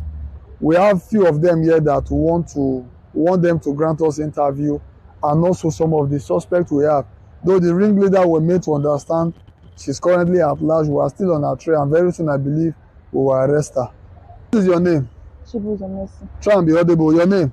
Chibuzo Messi. Okay. From where did they carry you? From Abia State. Which local government in Abia State? State local government. So when they were coming to carry you, what did they tell you they were bringing you to Delta we are going to work, and we are going to work in the bar. In the bar? Yeah, they'll be paying us 30,000. 30,000. Yes. Okay, so they now brought you to where in Delta? Ugele. Ugele. The place where they carry you now, restaurant or been a hotel? A hotel. Okay, so what were they doing in the hotel? Prostitute. Eh? Prostitute. Okay, so when you discovered that they were doing prostitution, what you not come talk? Yeah, I said no, I no go do. So what na so na not go do? They come say una do wetin? No, come out. Okay, so if una go sleep, how much una go pay? 5,000. Say so as una no wan sleep, una come out. Yes, okay, so when you come out, what did you now do? I called my uncle. Okay. My uncle escorted us to Alaja. Okay. Then when we reached to Alaja, I called my auntie. My auntie find us to Alaja and come. Then we explained everything to my auntie. My auntie went and reports to the radio station. Okay, so now from radio station, I can't go police station. Yes, sir. Before they come follow, I go the place go. Yes, sir. How many of una they carry from the village that day? 3 of us. Okay, just the 3 of una. Yes, sir. When you reach that place, how many girls una see? Plenty. The girls plenty there. Yes, sir. Okay, okay. What is your name? My name is Peace Okoro. Peace Okoro. Yes. Okay, Peace Okoro. From where did they carry you? From Nkwere. Nkwere na which state? Nkwere, Anambra State. Okay, in Anambra State. Yes. Okay, they are from Abia State. You are from Anambra State. Yes. Who can carry you from Anambra State? It's Chinyere. Her name na Chinyere. Yes. Is she here? No. Okay, now she be the madam. She ran away. Okay, when she come carry you, what did she tell you she dey carry you come do? She said that I should come and work for restaurants. Make you come work for restaurants? Yes. How much she say she go dey pay you? 35,000. 35,000. Okay, so when you come carry you reach the place, what do you see there? It's hotel. Hotel. What did they do for the hotel? Prostitute. How long have you been there? It's 2 weeks. 2 weeks? 2 weeks now, yes. So how does she do it? How she take dey carry una to men who una wan sleep with? Since then I've been sick. It's that day that I come to that place that she gave me clothes that I should wear and go and mount. Now When I go mount? Yes. What is mounting? I don't know. I tell her that I don't understand. She said that I should wear these clothes and go outside and go. Just if I go outside, I will shake my body so that men will see me. Okay. So that day I now go outside and see what they are doing. No, no worry, no worry. You don't need to tell me whether you do or you not do. Yes. I know say you don't want to talk that part. Okay, so how many of them they do that business for the hotel? There are many. These 2 ladies when they are waiting with their duty for that hotel. The other woman, she is not involved. I don't. Which of them not they involved? One of them, yeah, Abi? Yes, one of them. Okay, what about She's the other not one? involved. The other one is the one that follow Auntie Shinyere the last time. To She go come. and carry that these 3 girls. Okay, now Yes. she followed the auntie go Abia go bring these 3 girls. Come. Yes. The Okay. other one is not involved. What did that one they do for the hotel? She just dey cook. After cooking, she now go inside or She dey go cook, for, yes. but she know the business that they do there. She know, but she's not the one. No, that you not be a is lawyer, you not go controlling. defend her, you hear? Yes. Because when you see where they commit crime, it is your duty to inform the police. Sure you understand? All right, thank you. What is your name? Freedom. Freedom. What will be your madam name? I don't have madam. The one when you run, so what will be her name? She's not my madam. She's like a sister, like friend. What will be that your friend or be your sister name? Chinyere. Chinyere. Okay. The day when the 2 of una go Abia State, go carry these girls, what did she tell una say una they go do? She tell me say get one village where we go on Tuesday. So I can't tell her say I no get money to No, leave that many stories. Just talk how una take go carry the girls. Okay, she call, we come dey go. She say ma no talk anything. Say ma keep quiet. Say anything where she dey talk. Okay, make her dey answer your question. Where una for carry the girls? I don't even know the village, but we'll pass Aba. Aba, okay. After una carry the girls, una carry them back to the hotel. Then she can't carry them for the hotel. When she dey come, I can't call her. Now I tell her, say those girls, make she open up, tell them. Okay, no, initially not tell the girls what they No, I come can't do. tell her, say make she open up, tell those girls. Say nothing dey this time, maybe they go fit stay or not. Not, okay. She say she can't dey quarry me, say man not talk that Okay, kind don't thing. worry. I get that point. What did they do for the hotel? Man, hustling. Hustling how? They do hustling, ashawo, and we see they sell food store, mama put there. Okay, all right, no problem. Your name? Chibuzo Blessing. Chibuzo Blessing. How old are you? 16. Okay, when they come carry from Abia, they tell you what they come do for Delta. They tell me say I go dey sell market. So you go to sell market. Okay, but you confirm that you are 16 years old. Yes, sir. Okay. Okay, this is Delta State. It's a long video, but stories like that will keep reminding all of us that the victims of bad governance, they are mostly the young people. We all talk about how people have become poorer. Parents are unable to take care of their children because they could no longer make enough from their place of work if they ever have more, right? We talk a lot about the poverty and the rest of that in Nigeria and all of that.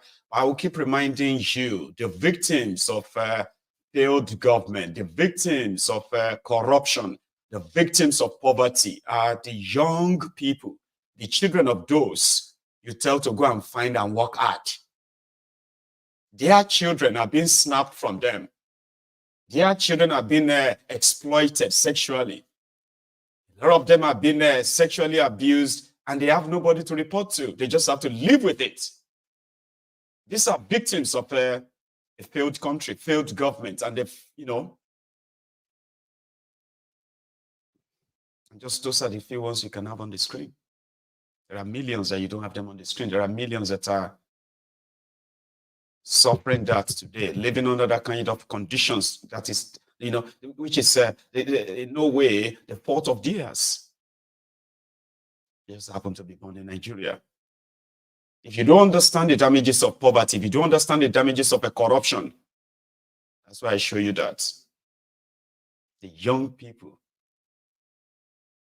are the most victims of a failed Nigeria. And they cut across everywhere. You see the videos of the Almajiris, you see, the out-of-school children here and there, right? They are young people. They are young people. Okay? And show it to those who are living off them. One of them was, that other guy that spoke in that video earlier, he couldn't even be honest with how much they are being paid. Maybe we should give them 30% of our salary. For us to make sacrifices with our salary, just a little pain for us to be able to provide food for our people. Our salary is 500,000 naira. But we look at a percentage of that salary. For point of correction, is 600. Oh, 600, sorry. But my own doesn't get up to 600 when I receive visa. Maybe some deductions. But based on what you have said, nuisance lele. They're playing, that is how they are playing and toying with people. It's like, you know, unbothered. Oh my, I can't wait to see the videos of these guys running away. See them run away or jump fence or jump window to escape from all of you that will come for them. Right? Because right now, they are already feeling the flag is already kind of right there on the horizon.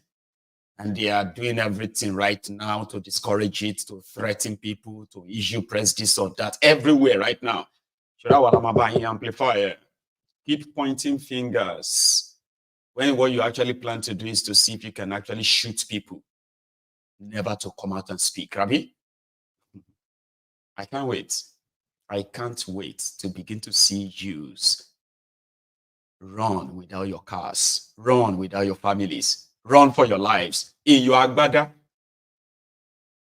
It is going to happen. Look at me very well. See my face. It will happen. And the days, we're counting the days now. I know a lot of people believe that it will never happen. Nothing. That is the beauty of it. Element of surprise. So that you can now come here. Some of you will come here and say, Maiyegun, all these things where they see for Nigeria, they give me motivation because you will come here, including those of you that believe that it will never happen. Things have gone worse than you can imagine. Word of mouth can't really describe the level of the destructions that these guys have caused. I love it when they continue to react this way and then talk down on them and threaten them and do all of that, okay? I love it. Blackmail the people, tell lies and all of that. Threaten them, gaslight them. Don't worry.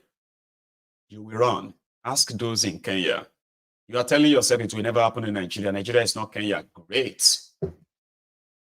That leaves us with that element of surprise. That will make it worth it. And every video of them receiving the judgment that they deserve will be golden. We can replay all they have said, all they are going to say now.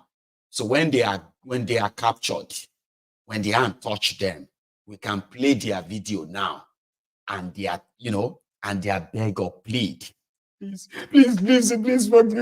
Please, everybody forgive me. They will be golden on this platform. Look for them. Right? Here is what the NLC president had to say why they accepted 70,000 Naira minimum wage. So take a look at this. Ajero called the channel's television last night to explain to people why they had to accept 70,000 from Pablo Escobar. He said, Escobar, when he met with them, he said, listen, guys, I'll give you 250,000 Naira, your minimum wage. Is that what you want? They said, yes, sir. 250,000 Naira minimum wage. Great. But I have one condition. Presently, the landing cost for petroleum in Nigeria, for those who are importing petroleum to Nigeria, is 1,170 Naira. That's the landing cost. Minus other costs that will probably before it gets to your filling station. So that simply means that we would have to increase the petroleum, the price of petroleum to either 1,200 or 1,400, which is what we have been using, secretly paying for. The subsidy we have been paying for, the Nigerians are not really buying it at that price yet. But yeah, I can give you the 250. Or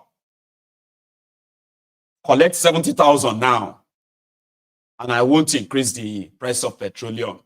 Ajero said that. And you know what the indictment is? Tinubu has removed subsidy, which means he has no power or control. Supposedly, he has no power to control the price of petroleum. But that's what they told you, Nigerians. But Nigeria is now paying nearly 1 trillion Naira every month for subsidy. Just to see at least that they are still selling the petrol at 700 Naira, 650 Naira per liter in some places. So they are fleecing you. They are depleting you. And somehow,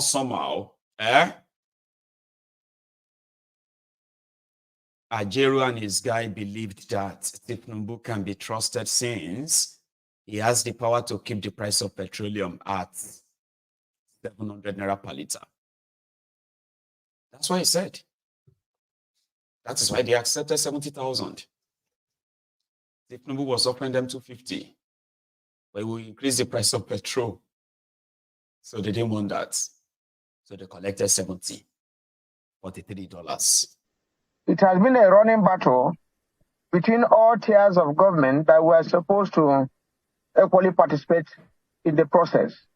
While we were even negotiating, comments and fights from the states who say they can't even pay 60 was there. Comments from states that are still paying 18,000 has been there. Now the issue of revenue in the last minute, of this discussion with the president equally came up, and accepting 70,000 was the best way to make sure that we save Nigerians from further hardship. At the last week meeting, the president brought a proposal. I will give you guys 250 if you allow me to equally increase the pump price of petroleum products. And we said, no, we need to go and consult. Today, we went there to tell him, no, the labor movement can make sacrifices without allowing Nigerians to suffer further on the increase on pump price of petroleum products.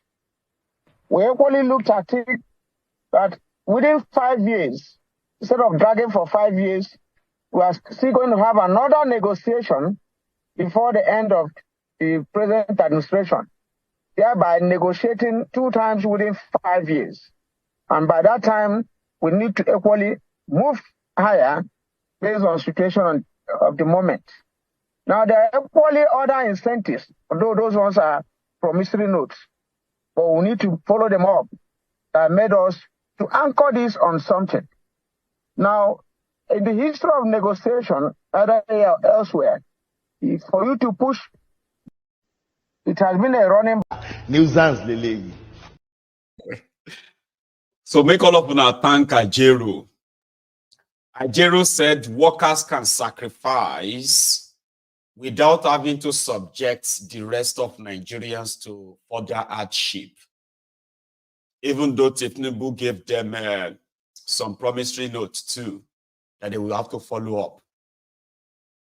That's why they accepted 70,000.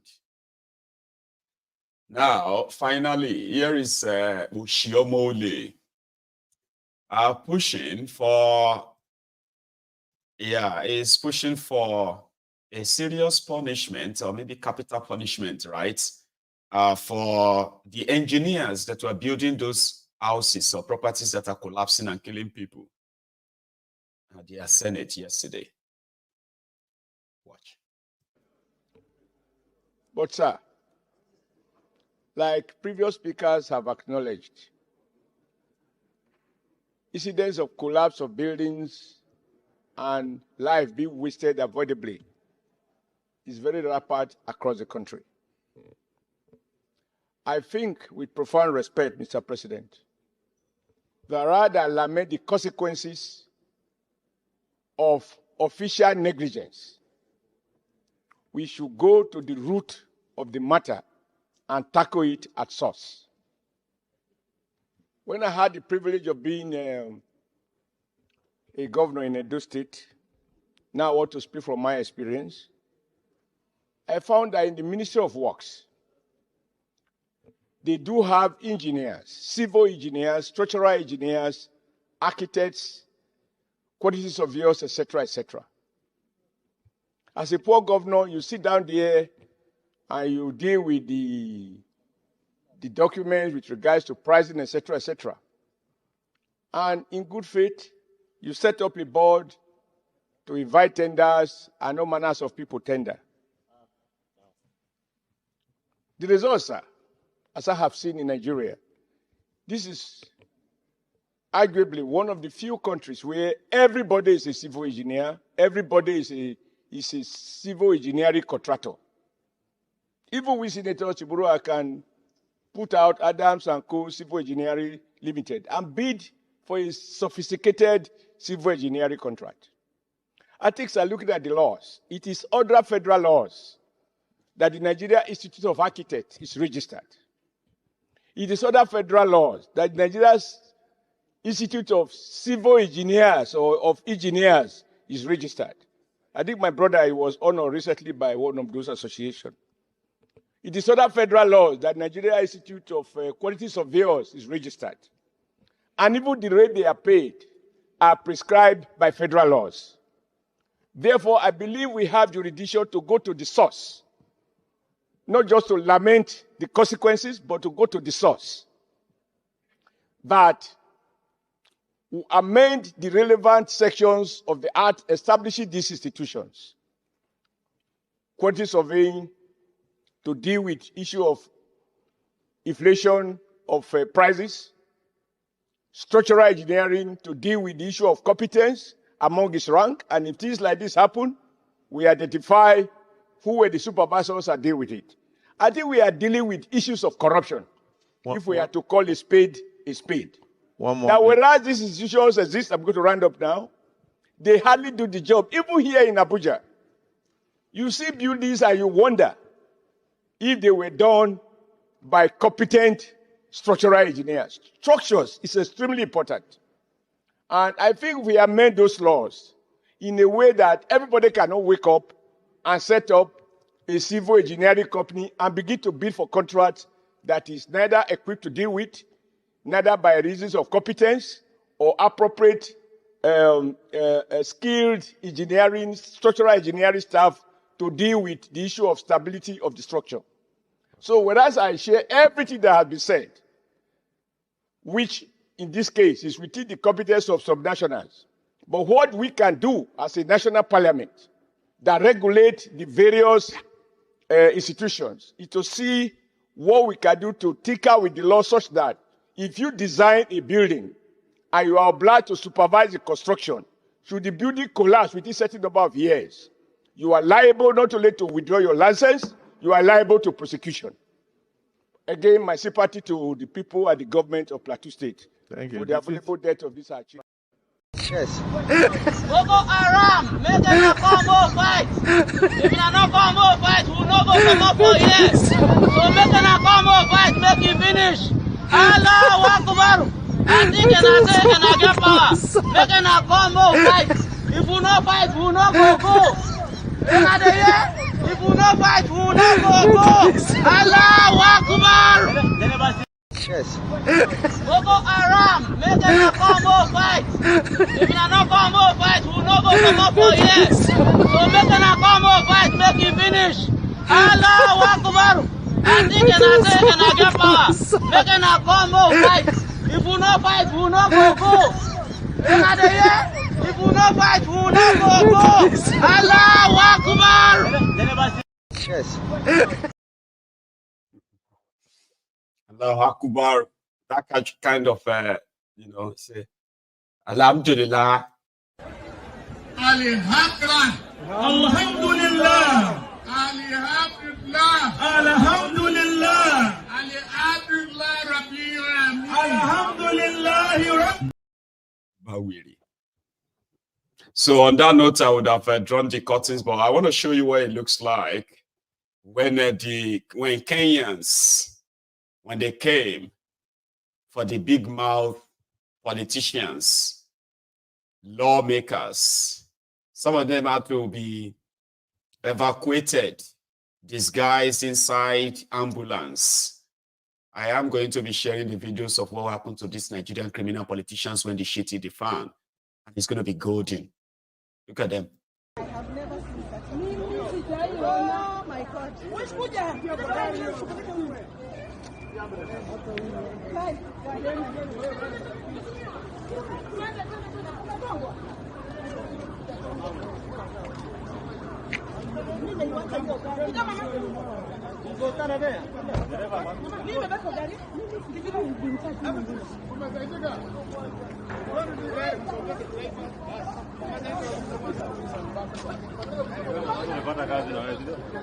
Mungu ni nani? Mungu ni nani, bro?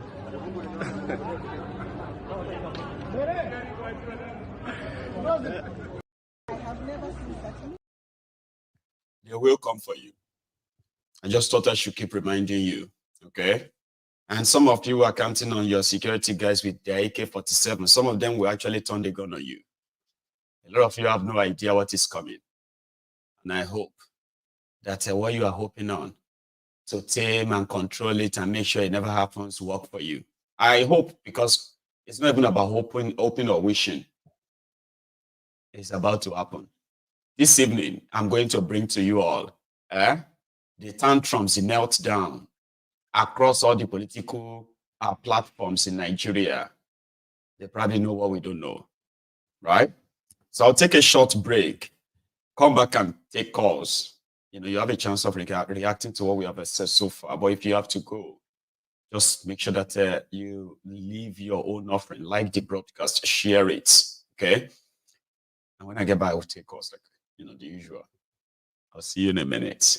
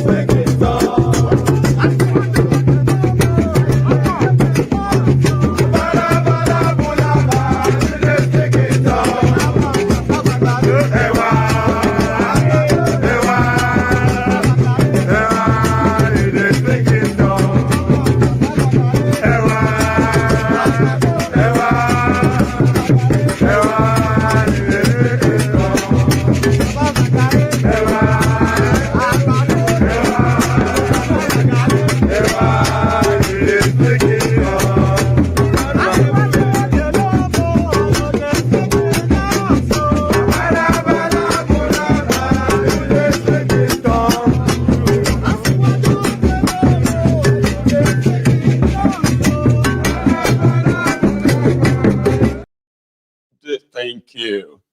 Thanks so much. Do I still have a caller? I do have a caller there. Hello. Hello, good afternoon, Maiyegun. Oh, good afternoon, sir. Sorry. I picked the call earlier than normal, so I thought I would probably have lost you. How are you today? It's all right. I'm fine, thank you. I'm calling regarding what obviously I've not called for a while now. My name is Carlo from London. Brilliant, man. Carlo, please. Yeah. I always keep saying for the past 2 years, like I told you, the madness that's going to start in Nigeria is going to start from up north. At the moment, they are sieving out the religious core north from the middle belt north. One, like, it's like a sieving. You're basically removing element that you thought you were one, and now realizing you're no longer one. Buhari basically made the middle belt all the way to Kaduna realize that you guys were not northerners. And the madness will start from there, because the core north has indoctrinated their idea into these people in the middle belt. And now they are now fearless. They're going to take that up. And when they take it up, the core north will have nothing to do, whether they want to get engaged or Sokoto, Katsina, or whatever they want to do. Whether they engage or not engage doesn't happen. However, on the second note, the protest they are expecting to happen next week or 2 weeks from now. Let me see what date is it. Next week. May not be as big as you expect it to be. Once you have to understand when a protest wants to be big, it comes out organic. it doesn't get pre-planned like NSAS. That's right. NSAS started on its own. Nobody knew. Just one person said, you know what, I had enough. Before you know, another person said, I had the same problem. And when you pre-warn a government that you're about to have a protest, the question becomes, you're giving them ample time to prepare. That's right. So anybody, this is my own opinion. Spontaneity as well is not something that, I mean, like we witnessed the NSAS protest, right? So it was like, it didn't really become something huge until days later, if you remember as well. Yes, that is what I'm saying. It started gradually. It's a gradual process. The NSAS was sustained because when people realized, okay, this is all affecting us, people started contributing the food, the drinks, come on. Now, the government would have learned from that and go, you know what, if we can cut out the supply of food, people in Nigeria get tired easily. They will not stay out that long. So what I'm saying, I'm telling people that hoping that this is going to be the main thing that's going to cause a problem, may not be the main thing that's going to cause a real problem. That election may actually be what will spark the fire. Because if all of us are being honest, right? 2020 and what happened actually led to 2023 and what happened. The rage, the anger, and all of that people actually had to carry that far. And yet they still got cheated. I would have, like, majority of us would have expected them to say, well, you know what? You said we should go and join politics. We did, and you've robbed us. Now we are no longer doing politics with you anymore.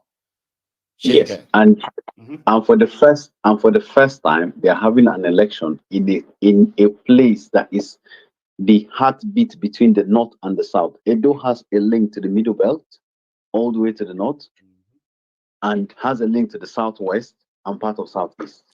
If he sparks off from there, it spread like wildfire across easily, because everybody within there feel that part of our people get touched.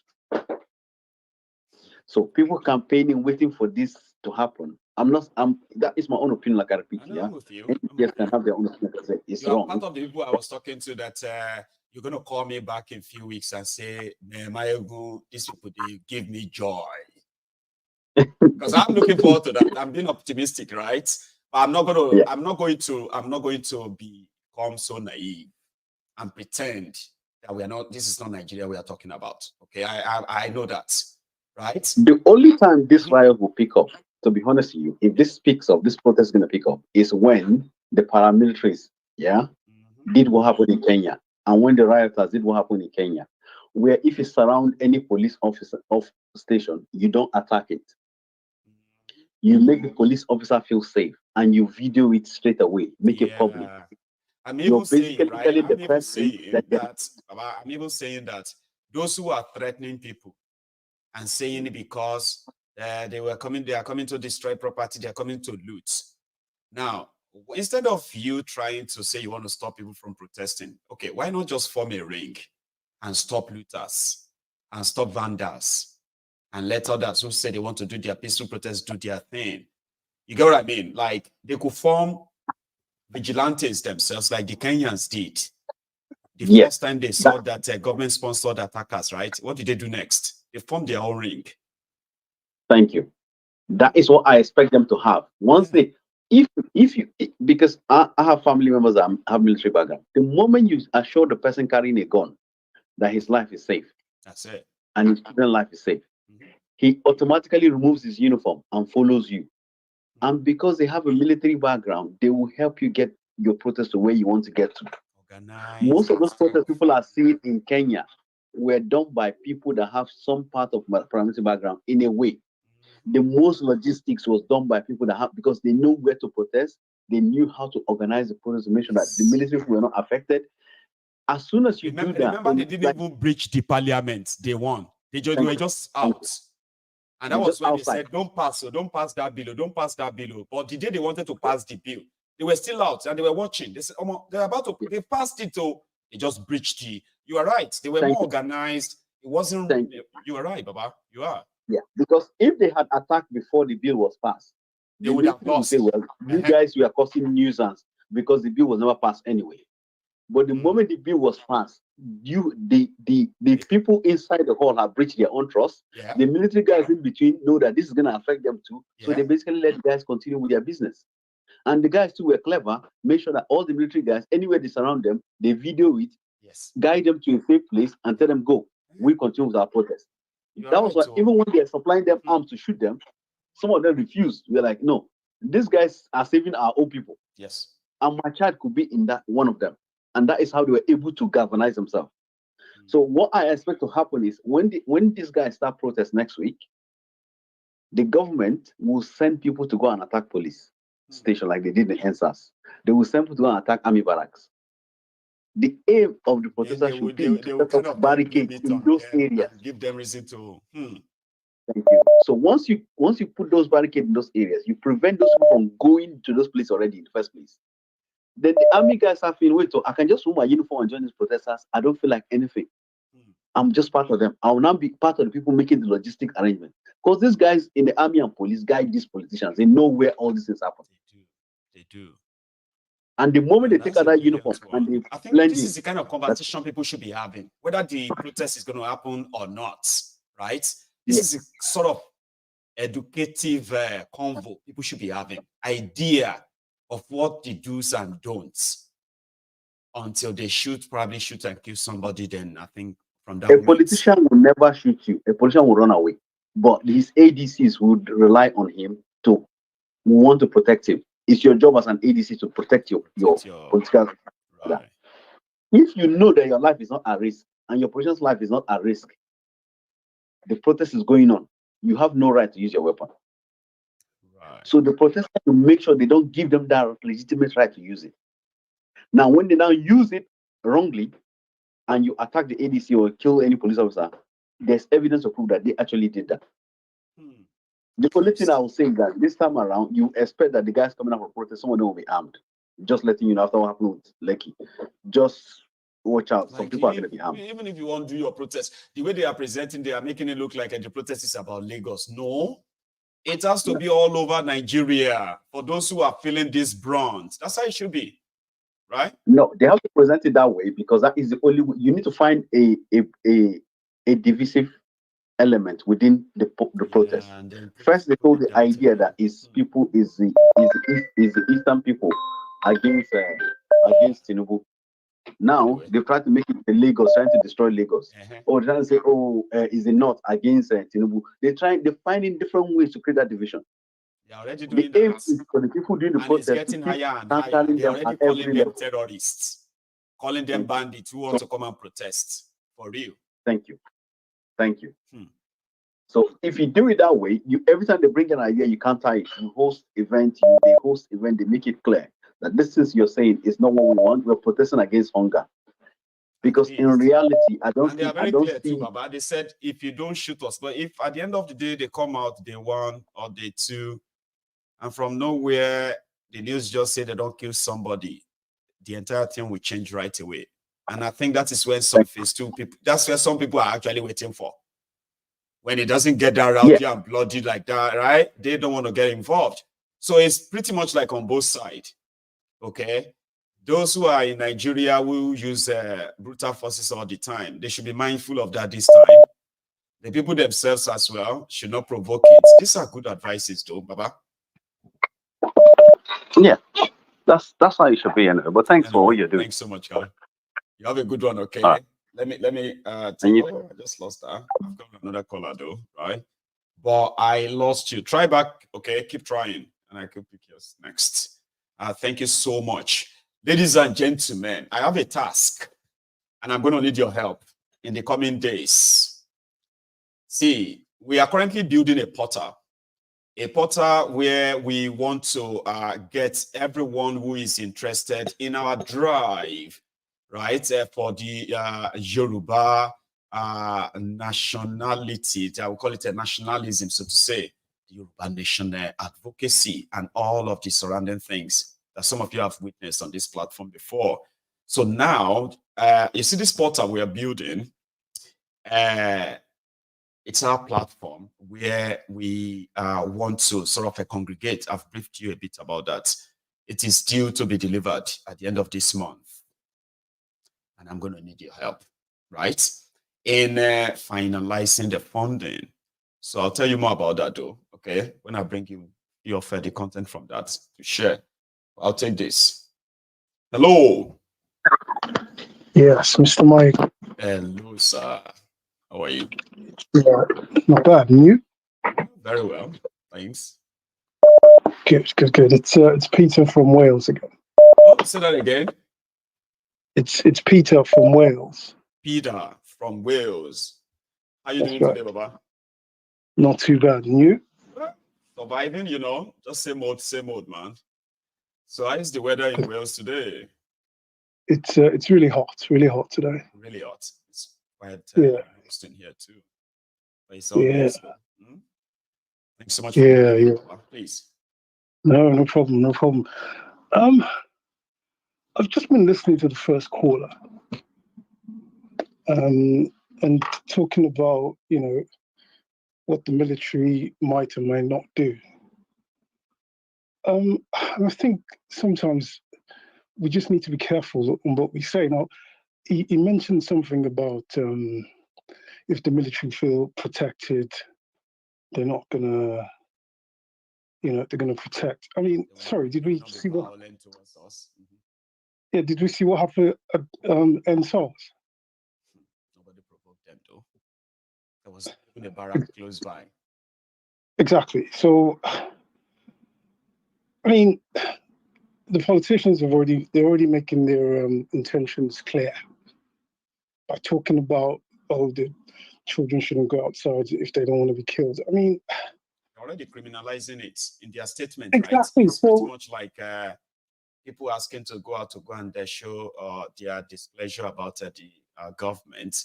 They're already been tagged with some dangerous tags that gives the police the right to shoot and kill them already.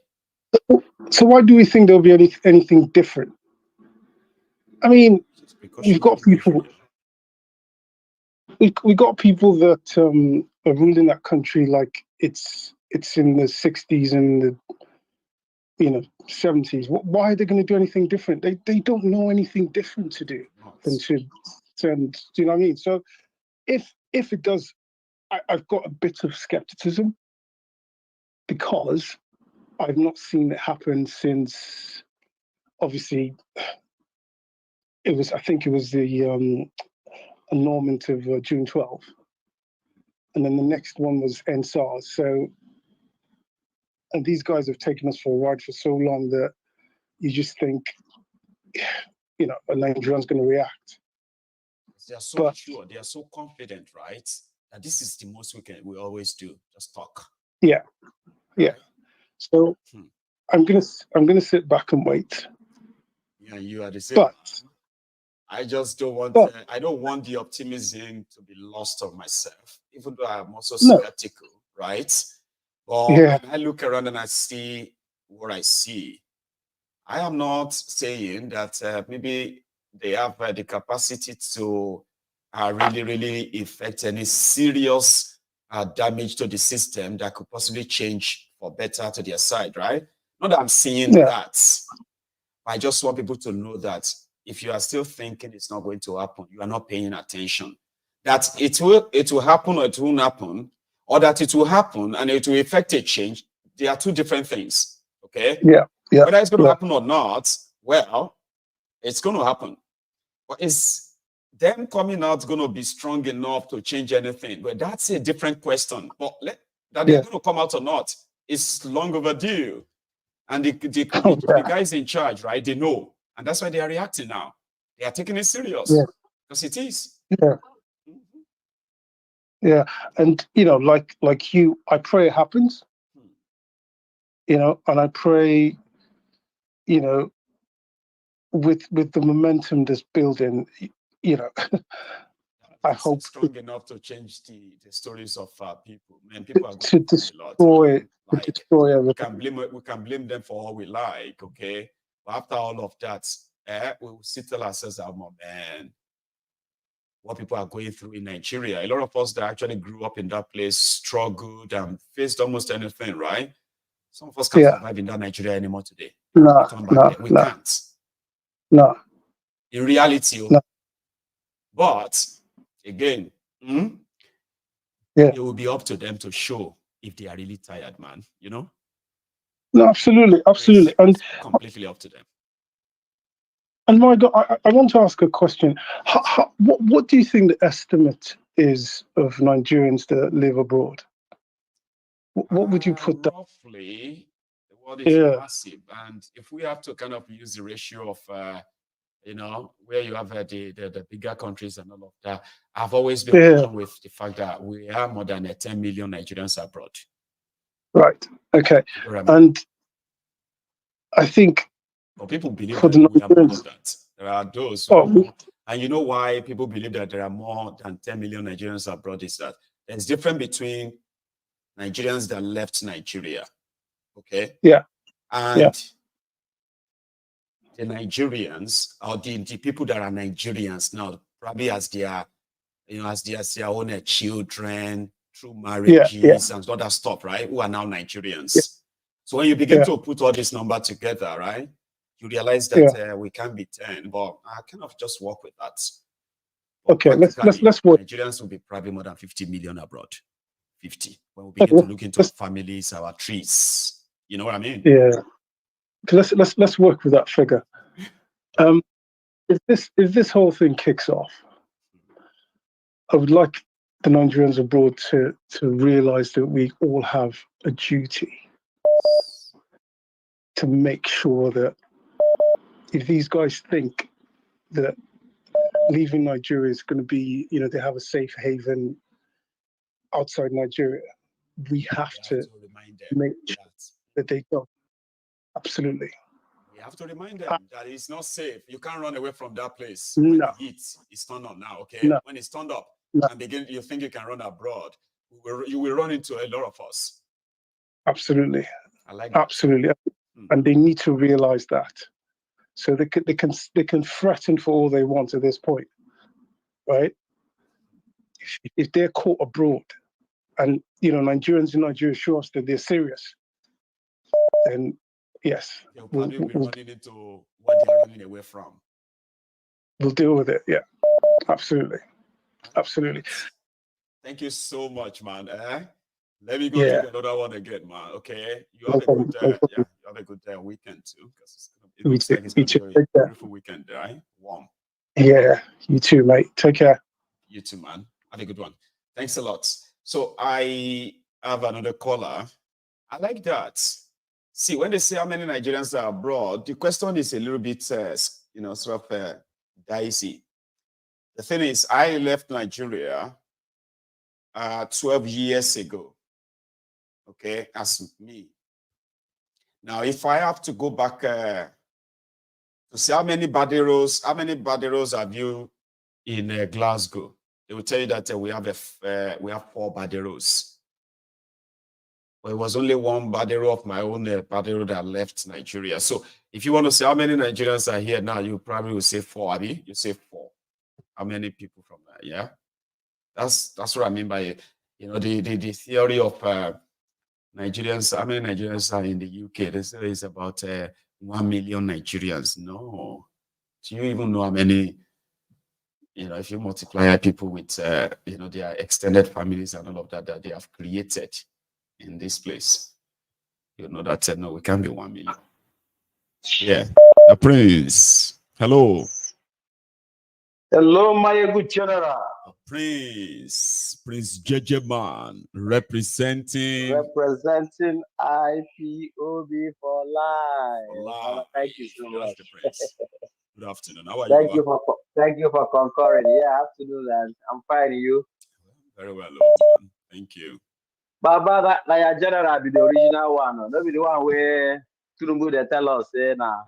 Buhari General, I go save Nigeria. Scam everywhere. I mean the touch bearer. You are the only general we won't walk inside the dark, go see enter canal inside that dark. But people will know say that touch be this. Yes, exactly. Follow road now. You be touched, you be mirror, Baba. I be touched, I be Tucano, I be the mic, I be this or that to so many people. I be many things, right? I'm telling you, Baba. Praise JJ Man. Well done. Thank you so much. Well done, Baba. Yeah, Baba. The thing is that I've been listening to the callers, and I can see the line they are going through. But the thing is that we have to look at the president of what has been happening. I hope I get that grammar well. You see, Baba, and my language in the case. Well, sorry, my language. I with you, Jerry. You see, Baba. I don't speak English. I say English, you speak Yoruba. Not the craze. Can an Englishman sit in front of your camera and speak Yoruba the way I'm actually like speaking, communicating in English like this? They can't. So it's at all. Grateful to me that I'm managed to speak their language. Try at all. Exactly. Well done. You see, Baba, the thing is that the Nigeria Army, I have somebody saying that Nigeria Army will provide logistics in some way. You understand? Maybe if they are provoked, if they are not provoked, something like that. The thing is that but it's actually a good advice, though, Prince.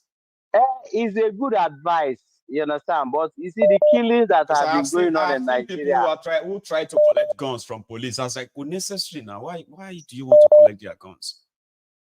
They didn't shoot, they didn't do anything, and you just follow them. There are people who instigate all these things during protests, and they should be looked out for. Yeah. Before somebody, it's true. Before somebody, it's madness. The thought that can just come and just grab the police van, and just burn it, even when the police are just like passing. It could necessarily, they want to show that we are angry. We don't want to see. No, please look out for them. Those people don't want any successful protest. That's what. Yes, those people are the mole that comes in the crowd. So people should look out for them. Okay. So the thing is that, Baba, that the military we have. Okay, let me start it this way. Dubai, United Arab Emirates, they brought name of the terrorists that are in National Assembly, that are governors, and gave it to this APC government, which Tinubu is their leader. Okay, was their leader and see their leader and their president. Okay, when Buhari left, they did not investigate that evidence that died, and the United Arab Emirates, the one people that they caught over there that were collaborators, they jailed them in their country. Yes, sir. But in Nigeria, they killed that information. Till today, they pretended like say it will happen. And now Tinubu came in, he knows all those people because the information is available for him as a president. He knows all those people. They are still in the government today. Yes. Okay? So, Maiyegun, the problem is this. And secondly, Nigeria, Buhari APC government brought terrorists, wear them white clothes like angel, and told Nigerians that these people are repentant Boko Haram, repentant ISWAP. They even insulted the mentality of Nigeria by telling them that they came back with their wives. People that have raped, destroyed village, renamed village, and the village has not been returned to the owner. See, today, as we are speaking. Okay? So now, this same military, to make matter worse, they are recruiting these people inside our Nigerian. Let me use it now because I'm involved, Ojuku said.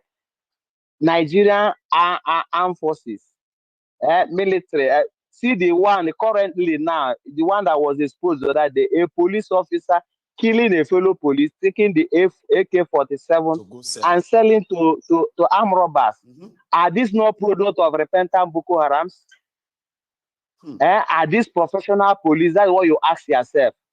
So is applicable to the army. Are they professional army today? Do Nigeria have professional army? The answer is no. Do you understand me? This is where these are the reasons that the restructuring cannot even work in Nigeria anymore.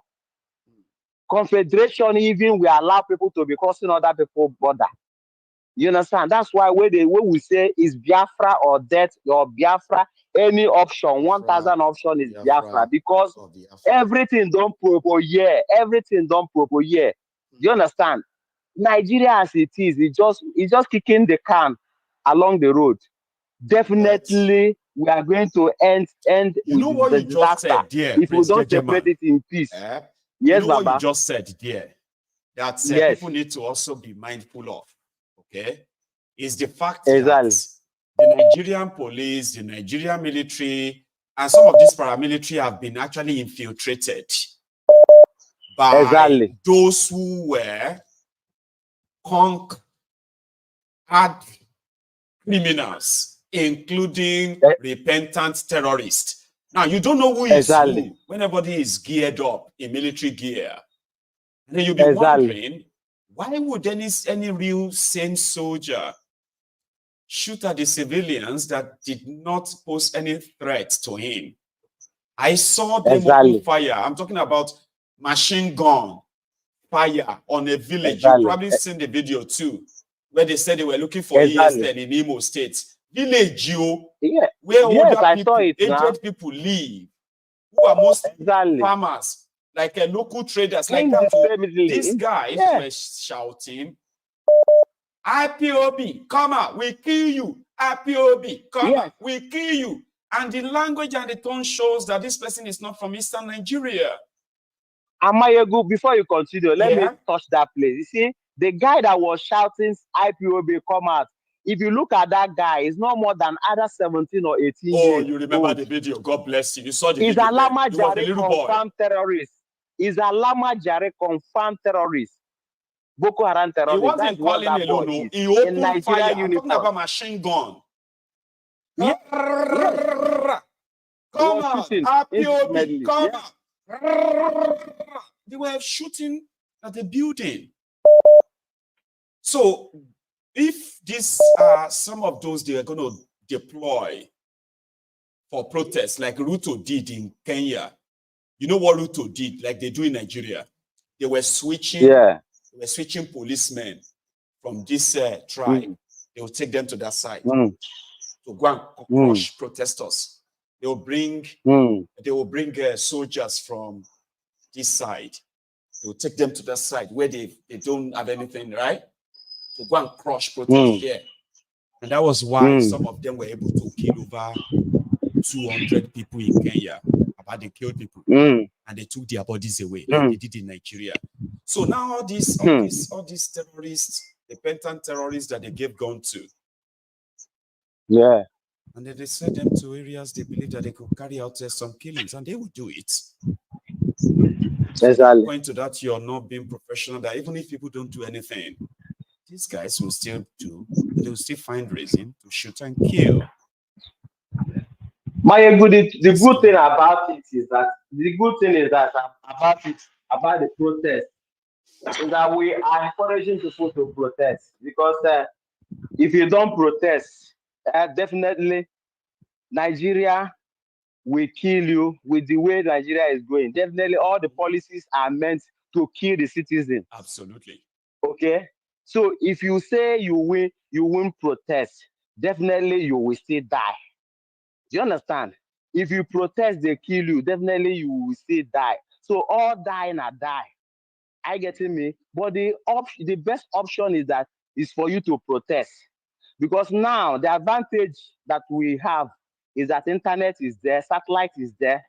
Okay. They're going to turn the internet off when this whole thing happens. They're going to arrest Shore before the end of this month, right? They're going to pick him up. There's so many things that they will do. We have been seeing all of their reactions, right? But in all of this, they will only win if the people are scared to actually stand up. Exactly. They are not good. You see, Maiyegun, the thing is that Nigerians are already dying. We that are abroad also are dying, because every day you are receiving calls. There are some calls you will see, your heart will begin to pant, because the call will keep on coming and coming and coming. Are you getting me? I'm with you. So it's affecting everybody. Nobody is scared. You know, if I have my way, my brother, I will go back to my land, Biafra. Are you getting me? But you can't go back to Nigeria. If you're abroad, they want to send you, you'll be crying. I beg to apply slavery. That's where they force everybody into. Are you getting me? So, what I'm trying to say in the essence that the Nigerian army is no longer a professional army. There is mixed up. They can bring out that group which they've recruited, because the template is that what was done in Afghanistan is the same template that Buhari and his kinsmen, Fulani herdsmen terrorists. Yes, they in Afghanistan they started recruiting all these terrorists into their army, just the way the Buhari did, and that's exactly the same thing when Taliban took over Afghanistan. He went to congratulate them, and with $1 billion, Nigeria could not forget. Nigeria money. I don't know if people still remember that. The Nigeria gave Taliban, Bukhari gave Taliban in Afghanistan $5 million donation. Yeah, people have forgotten. I don't know if people Is remember it the reason why? Maiyegun is the reason why when Muna told Nigerians that Buhari is dead, people don't understand, because if Buhari is alive, why after all this atrocity, the Nigerians, even if Tinubu cannot call him out, no journalist in Nigeria, no media house have ever called out Buhari with all these atrocities that him and his kinsmen, Fulani herdsmen, terrorists did to Nigerians. Okay, everybody kept mute. You understand? So Sorry. Thank you, my brother. Let me stop it here. Yeah, we can talk all day about Nigeria headache. God bless you. We only have just about 20 minutes to go now, though, right? We'll finish it all later this evening. Okay, keep the rest from evening. All right, keep some for evening. Right? Thank you. That's Prince 𝐍𝐌𝐃𝐏𝐵, ladies and gentlemen. I have another caller now, but just because, okay, maybe I should leave you. But if you haven't really liked the broadcast, you should. It is so easy to forget. And I need you to show that you are here, right? Here. Hello. Hello, Maiyegun. Nice talking to you again. Hello, sir. How are you? Thank you so much for picking up my call. Thank you for calling in, sir. I called in yesterday, and I was talking about how I'm still skeptical about the protest. I'm not discouraging anybody. It's a nice thing if it happens. It will be so I'll be very nice happy if it happens. So it will be very nice. But I want to talk about the eastern part of Nigeria. Yes. These are the most industrious people we have in Nigeria. I schooled in Zamfara. We have a lot of Easterners that set up their business. They have chemists, they have all sorts of stuff. I'm talking about everywhere you go in Nigeria. These are the most industrious people. And these are people who are, in fact, literally we should be the reason why they are most hated now. Exactly. These are people, they are so industrial. These are people that we should, in fact, I think we have so much to learn from them. If possible, we can start looking at them, I'm sorry to say, as God, because there's something they know about business that we don't know. We should idolize them because there's something they know about how to make money that the stupid Nigerians do not know. And at the end of the day, who did they want to kill? They want to kill an average Igbo man. He did nothing. He did not do anything. They want to bring him down. So if an Igbo man will have to go out and choose not to protest and still stay back in his house, I guarantee you they are still going to point at them. They are the cause of the protest. At them, Baba. That's so what I'm going to say, some of these what I want to say, if they want to join, if they want to join, it's okay, but please let them look at the context of the protest. See how energized they are. Do not just jump in and like, okay, let us go. See how serious they are.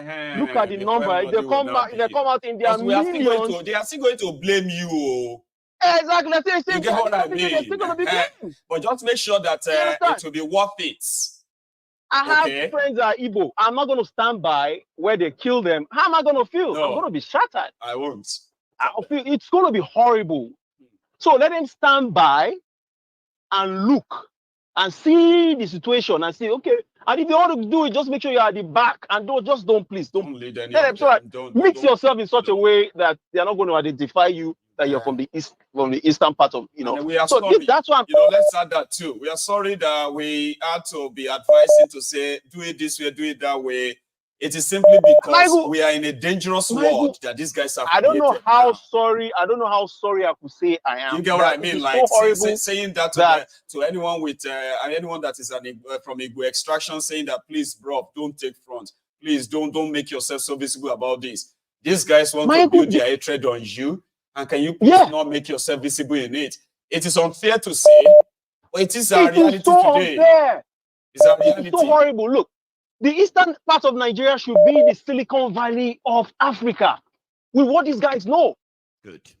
If these guys will put tribalism, put all their stupid whatever aside, that place should be Silicon Valley of not of Nigeria. I'm talking about of Africa. But because I spoke with my mom, when they had this election last year, they were like, I want Igbo long course. I'm not shaking. I said, when was the last time an Igbo man killed a Yoruba man? She couldn't say a word. I said, go into all our farms. And there are many. Yeah, I'm saying it, and I'm not like shy or ashamed to say that was my mom. And do we not have them in our families too? Exactly. Are people not calling in here to say, I was talking to my brother? If you see the way he's sounding, no more, they're still brother. So yeah, we know what who are those who are the champions of these messages, and we know why we are doing our best to destroy these kind of narratives. They exist. So Baba? I have them in my family, so I had to educate them. I said, look, when is the last time an Igbo man confronted a Yoruba man? I lived on the island. Just look at the island. If you go to Tinubu Square, these places are dominated with these guys doing their thing. They make they pay heavy taxes to the government. Yes. They made if those guys will stop working. Okay, I think is it Monday or Thursdays? I think they don't do any. I think they don't get to work till I think it's on. I think they don't get to work till like about 10 o'clock. I'm not really sure. They will not open their shop. Do you know they shut down? Nothing happens. Nothing. Everything. If they shut down, everything stands still. So now, if you have this guy now, tell them to go back to where they come from. How do you want to pick up from where they, people who have never created wealth in their lives, so they will jump out there and say, go back to where you come from because they have the whole buildings within that Tinubu Square. They bought everything. They did not put gun to anybody's head. They did not put knife to anybody's throat. These guys worked hard, bought every damn thing within those areas. I used to be when I was worried that they are more dangerous. You could imagine. Back when I was in Nigeria, there's this man. He's from Enugu. He stays in Lagos too. I give him money. He comes down here. Comes down to United States. Give him money. He can just buy some couple of stuff for me that I have to sell. He's going to buy it, bring it to me in Nigeria. I do the supply. It's just everything is just it went seamlessly without any form of problem. At the end of the day, we had problem. At the end of the day, he went away with almost about $6,000. But that does not mean I'm going to say he's one person that messed up the whole Igbo. The entire Igbos are the same. Why will I do that? Do you understand? So that's aside. I just tried to clear that. And then someone called yesterday. He was saying something about that you're supposed to filter some people that are supposed to be calling. Well, he's entitled to his opinion. And I don't think it's right when people are trying to censor some people not to say what they want to say. It doesn't make any sense. But he's entitled to his opinion, and I respect the purpose of this platform. Because exactly. So I respect. I want to speak my mind. Exactly. I respect his opinion, and I think you should respect every other person's opinion. That is that. So that's it. So second, another thing is I'm talking about these northerners. These northerners, we still have to be careful about these people. If people like Gumi are out there trying to tell people to go out there and protest. That's why I'm trying to double down what I said yesterday. The Southerners should be very careful. These guys start down, watch how people are being slaughtered in Kaduna, slaughtered across the north. The whole, and most of the Christians, in fact, they couldn't even sit down tight in the north. They can't sit down once. They can't sleep with their two eyes closed in the north. If you know how many these guys watch, how many pastors were burnt, how many bishops and the rest of them all. These guys they crossed their legs and feet They don't care. Under Buhari, they never said a word. I remember when they said protest is around. Yes. It is forbidden to. So why do we have to take these people? Northern Nigeria. Yes. Why do we now have to? Never to join. Yeah. I remember that. Why do we have to take this? Why do we have to take this guy serious? I'm just putting. I'm not saying nobody should protest, but I'm trying to. Let us go the memory lane. Like, you know what I mean? Let's bring out the history. Yesterday, the last guy that called yesterday, he said the same thing. The last guy that called yesterday from New York, he said the same thing. He said, look, we have to be very careful. People going out, and because I told you I grew up in the north. I knew what they did to the Igbos. I was there 1990, 2000. I see how they slaughter people. Oh my God. I can't describe. I can't, because everybody will just start crying. I can't just describe. So that aside, now Abati, as dumb as he is, he claimed to be, is it PhD he had or? He just got his PhD. He should just do, it is very simple. The guy should just do simple Google research. He will just find out certain things. Simple stuff he will know. That guy that was actually against Dangote saying something about bringing inferior crude oil. That guy is absolutely right. If you're bringing your oil. We already have that. Yes. But there is Dangote. Don't say it that way. It's Dangote, you know. Please. You get. Maiyegun, look at it. If you're bringing oil from the United States, it has high sulfur content in it. No doubt. The sulfur content in it is about 0.24. The zero content of sulfur, the percentage of sulfur. Sorry, I'm talking about the percentage now. The percentage of sulfur in the crude oil you get from the US is about 0.24%. In Nigeria, it's about 0.16. The more sulfur you have in crude oil, the more money you get you spend to extract the real oil in it. So when you get the one from Nigeria, it's almost like you're spending nothing to refine it. So the guy is absolutely right that he's bringing in inferior oil from outside the country. And then they want the country to depend on that by stopping others from bringing in oil. I actually expected that idiot to just sit down and just do something. You can't just come and bully people with your PhD, whatever it is. So on TV. It doesn't make any sense. It's pretty much saying even if Dangote is doesn't make any sense. You know, even if it's not so ready and all of that, you shouldn't have said that in public. We should have kept that to ourselves. Like, are you? Why would he say? No, only Nigerians when no one no now, Baba. Yeah, absolutely. They don't want to know. How will you even give this guy license to be the only person bringing? What is going on? And Tifnubu is not giving that. They talk about the refinery. The one in Kaduna, it's been sitting there all years. The refinery far away from where the resources is. My God, I was in Texas about 2 weeks ago, 2 or 3 weeks. I was in Texas. Right. You know, because I drive truck. So I was in a friend of mine, I was in his truck. Right. And we're passing, there's a place they call Pasadena, somewhere close to Houston. Right. We're driving towards that area. My God, if you see refineries, I can't count. There'll be more than 100 refineries within that area. Oh my God. You know, I was just, wow. I said, man. You're just like on the stretch of the road, like, wow. Oh my God. Wow. My God. My friend was like, kilo share now. I was like, I said, just look at how this white. I said, look, there's so much we have to learn from these white people. I don't care if they enslaved us forever. There's so much we have to learn. And it's so simple to learn from these people. But we just choose not to learn anything. Because we don't even need to invent anything anymore. We have dead brain idiots called politicians. They are just all over us like vampires. So that is that. Now let's talk. Now I want to talk about the protest again. See, how about we all sit back in our houses and don't do anything? Let's talk. We're not going to work. Let's sit at home. We are not going to work. We just want to sit on the street without doing a thing. How would that play out? I don't know how it's going to play out. I just want to say that aside. Talking about the protest again, there's no protest that happens without some form of violence. I want to say violence, some form of disruption. Okay. Because protest is all about disruption. If you can't disrupt things, absolutely. Yeah. Now you have to block the road, you have to block this, you have to stop that. And if you have to protest, the people in charge can listen to you. As you used to say, let us all go to the government house. If we have to bring that house down, that is our house. Everybody that pays for it, we all pay for it. It's not their house. It's people's house. We all move down to the government's house, wherever it is. Go to 𝐍𝐃𝐏𝐃𝐏A, go to Aso Rock, wherever it is you have it. Go there and chill those idiots out. So that they will hear you In that large you are numbers, coming don't like go a cavalry. in 1 million, 2 million. And now they will hear you that you are coming. And they will be running away and say, no, we don't address them. And I can't address them. The soldiers go. I'm running away. And secondly, lastly, people should go and look for all the places they park their private jets. Please, they should go and take note. Take note of where what they is put called their docking. What they call docking now. We're going to see some infos in the coming days. This coming days will be so interesting.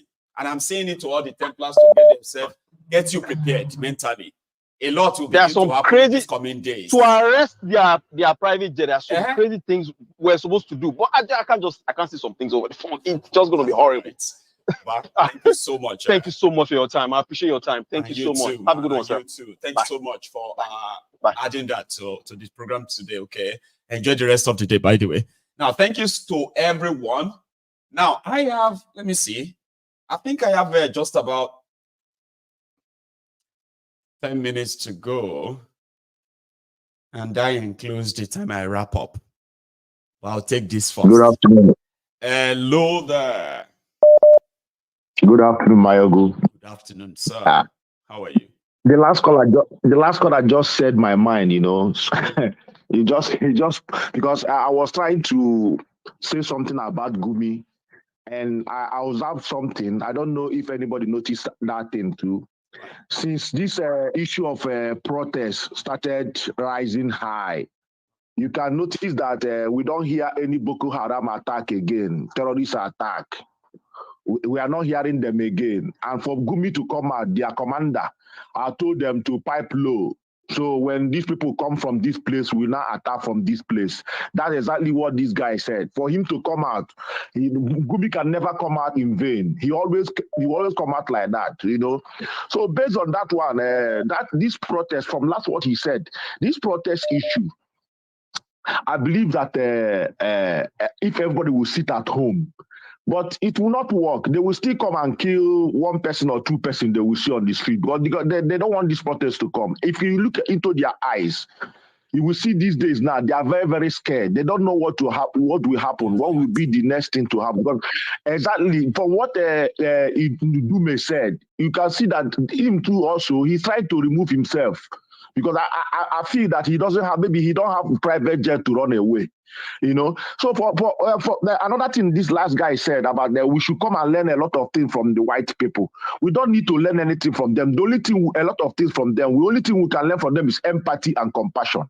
When Africans learn empathy and compassion, that money is nothing. This morning I was telling my wife, Yaya Bello stole 80 billion naira. 80 billion naira. Inside 80 billion naira, inside 1 billion naira, you have 1,000 times 1 million. And 1 million naira, Yaya Bello have house. He's not going to build any house. He has a cook. If somebody can be spending 1 million naira every day, he will spend it. We calculated 219 years. That's what he will spend if he's spending 1 million naira every day. Every day, because inside 1 billion, you will get 1,000 times. And 1,000 times of. Yes, you see. So. 365 days, 365. Yes. Man, I'm trying to count the number in my head. 219 years. 219 years, Maiyegun, and some fractions on top. That means all his children will die. This is what I was thinking. I was talking with my wife this morning. All his children will die. He will die. The money will still not finish. For Yaya Bello to be on this stage and steal this kind of money.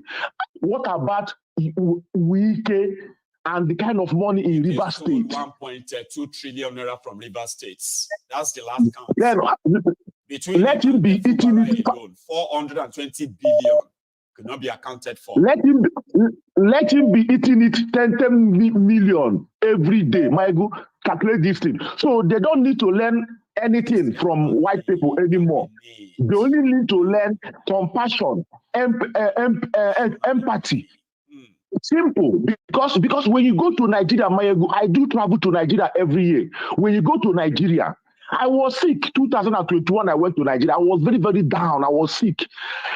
Upon that place I'm sitting, I saw a woman, 23rd December. It can never go away from my head. I saw a woman coming up in our street, walking down our street like this. She have a black tooth, a black waterproof on her hand.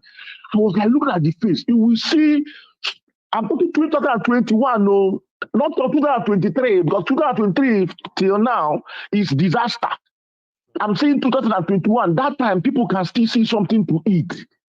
No, 2022, I saw this on her face. You will see suffer. You will see tiredness. You will see hopelessness. You will see everything. I tried to call her, but before I call her, I don't have the strength. Then I now asked my brother's wife, please, can you give this woman, rush this woman and give her 10,000? The woman came back. You see the joy. You see, so these people, they need to learn nothing from white people, because white people, if you put YouTube about crime, if you watch YouTube against crime from white people, then you will see that there's a time they will talk to them, they will say the truth and take care of their problem, because they are the cause. They go to prison. If this death, they will go for death. And now, but our people, prison once they are caught, yes, gaming the system. This is natural, human being. But in Africa, not only in Nigeria, no empathy, no compassion, no sympathy, nothing.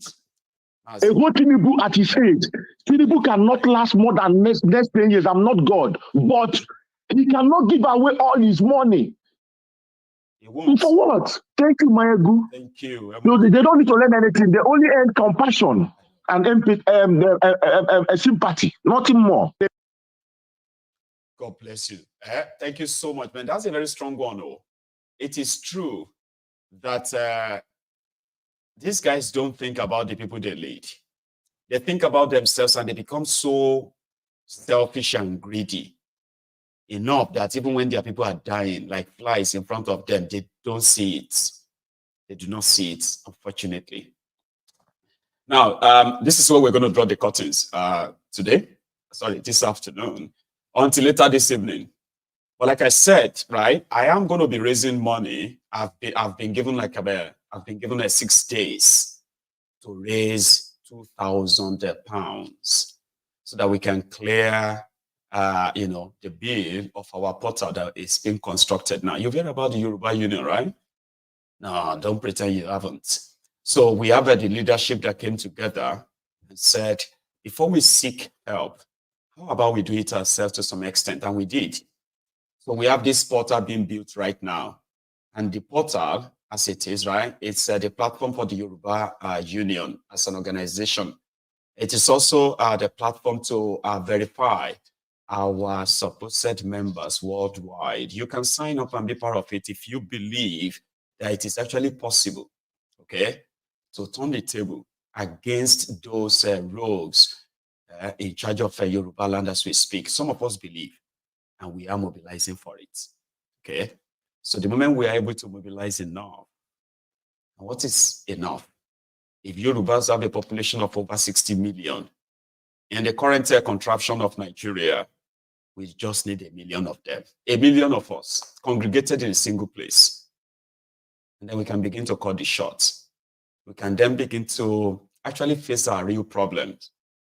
And we won't just be seated, lament, complain, and all that. The number one enemy against the sovereignty of Yoruba people, the independence of the Yoruba people from that contraption are Yorubas. And mostly they are those who are weaponized by the political class, enjoying the current contraption because it saves or it serves them. We can't continue to just complain. We need to put ourselves together, put a team together, put a group together, drive a narrative, because we need a generation that will not be subjected to this whim and caprices of the corrupt establishment called Nigeria. We do need that. They're not going to do it for us. We have to do it ourselves. So myself and the other leadership of the union, we were able to actually raise over £3,000 in order to kick this off. Now, it is going to be delivered at the end of this month. where everyone can be able to actually sign up, get your membership number, get confirmed and verified, sign up at your membership fee, because when you join, we will all be paying a membership due. Now, this time we can then go back to that Yoruba land as planned. Take every sector by sector, get our people, right, on board. I won't say more. But yeah, I have been given the assignment to raise the balance of that, and I have said, well, I'm going to do it on my platform here, and you are going to help me to achieve that. So I'll let you know how it's going to go. So thank you to everyone who has been part of this, always part of this, and to all of you, my donors, as usual, I'm talking to you. So it's going to be about time you have to bring out that your wallet and the card. I'll tell you when exactly. For today, I have shared what I know. You have shared what you think. And to those who are going to consume this later, I hope it works for you. At the end of the day, the content on this platform is to remind all of us, right, why Nigeria is not working, why it will never work, and what should be done if all of us want to save our lives. Break it up and save lives is a very popular slogan that a lot of you will see have to join us to shout. Break it up and save lives. And we can save ourselves from these career criminals, those who have already captured your Nigeria, the state capturers. Well, let me go collect the meltdown, the reactions of those who are already reacting to your proposed protest in Nigeria. I'll see you later this evening. Enjoy the rest of your afternoon.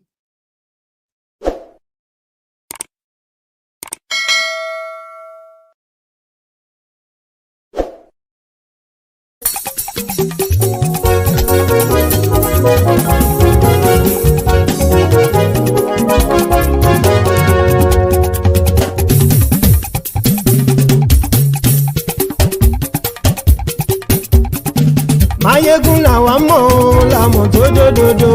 Maiyegun Diary, Maiyegun number one. Maiyegun làwa mọ̀ làmọ̀ tó dòdòdò. Maiyegun Diary, Maiyegun number one. Maiyegun ti dé o, ọ̀rẹ́ ará ìlú. Maiyegun Diary, Maiyegun number one. Lórí Facebook, lórí YouTube. Maiyegun Diary, Maiyegun number one. Gbogbo bó ṣe ń lọ ni Maiyegun já wa sí. Maiyegun Diary, Maiyegun number one. Àṣírí ọ̀jẹ̀lú kì í bò níbẹ̀ o. Maiyegun Diary, Maiyegun number one. Bó bá ṣe eré, àní Maiyegun máa wí. Maiyegun Diary, Maiyegun number one. Ó sì tún ṣe eré, wàá gbọ́ níbẹ̀ o. Maiyegun Diary, Maiyegun number one. Maiyegun Diary, Diary politico. Maiyegun Diary, Maiyegun number one. Godfatherism kò sí lọ́rọ̀ Maiyegun. Maiyegun Diary, Maiyegun number one. Ẹ farabalẹ̀ sẹ́ o kẹgọ́rọ̀ lẹ́nu o. Maiyegun Diary, Maiyegun number one. Àní Maiyegun làwa mọ̀ tó dòdòdò. Maiyegun Diary, Maiyegun number one.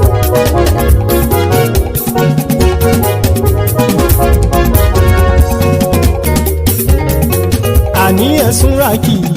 Maiyegun ti dé. Maiyegun ti dé. Ọ̀jẹ̀lú ẹ̀sùn rákì. Maiyegun ti dé. Àní ẹ̀sùn rákì. Maiyegun ti dé. Lórí Facebook. Maiyegun ti dé. Àní ẹ̀sùn rákì. Maiyegun ti dé. Lórí YouTube. Maiyegun ti dé. Àní ẹ̀sùn rákì. Maiyegun ti dé. Bọ́ bàbá gbé wúrẹ́. Maiyegun máa wí. Àní ẹ̀sùn rákì. Maiyegun ti dé. Ijó ìgbádìyẹ. Maiyegun máa wí. Àní ẹ̀sùn rákì. Maiyegun ti dé. Pẹ̀sìdó bá rúfin o. Maiyegun máa wí. Àní ẹ̀sùn rákì. Maiyegun ti dé. Bí gómìnà kówó jẹ. Maiyegun máa wí. Àní ẹ̀sùn rákì. Maiyegun ti dé. Ọlọ́pàá ti ń darí bá. Maiyegun máa wí. Àní ẹ̀sùn rákì. Maiyegun ti dé. Aṣòfin tí ń rúfin o. Maiyegun máa wí. Àní ẹ̀sùn rákì. Maiyegun ti dé. Òpùrọ́ olóṣèlú. Maiyegun máa wí. Àní àní ẹ̀ súnra kì. Máyégún ti dé. Ọ̀jẹ̀lú ẹ̀ súnra kì. Máyégún ti dé. Àní ẹ̀ súnra kì. Máyégún ti dé.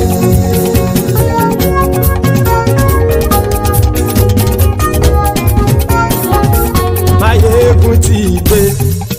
Gbogbo ọ̀jẹ̀lú ẹ̀ súnra kì. Máyégún ti dé. Gbogbo ọ̀jẹ̀lú ẹ̀ súnra kì. Ṣùgbọ́n ní bá ti ṣe èyí tó yẹ kí wọ́n ṣe, ọmọ bá dèrò ní fi wọ́n níran o. Máyégún ti dé. Gbogbo ọ̀jẹ̀lú ẹ̀ súnra kì. Máyégún ti dé.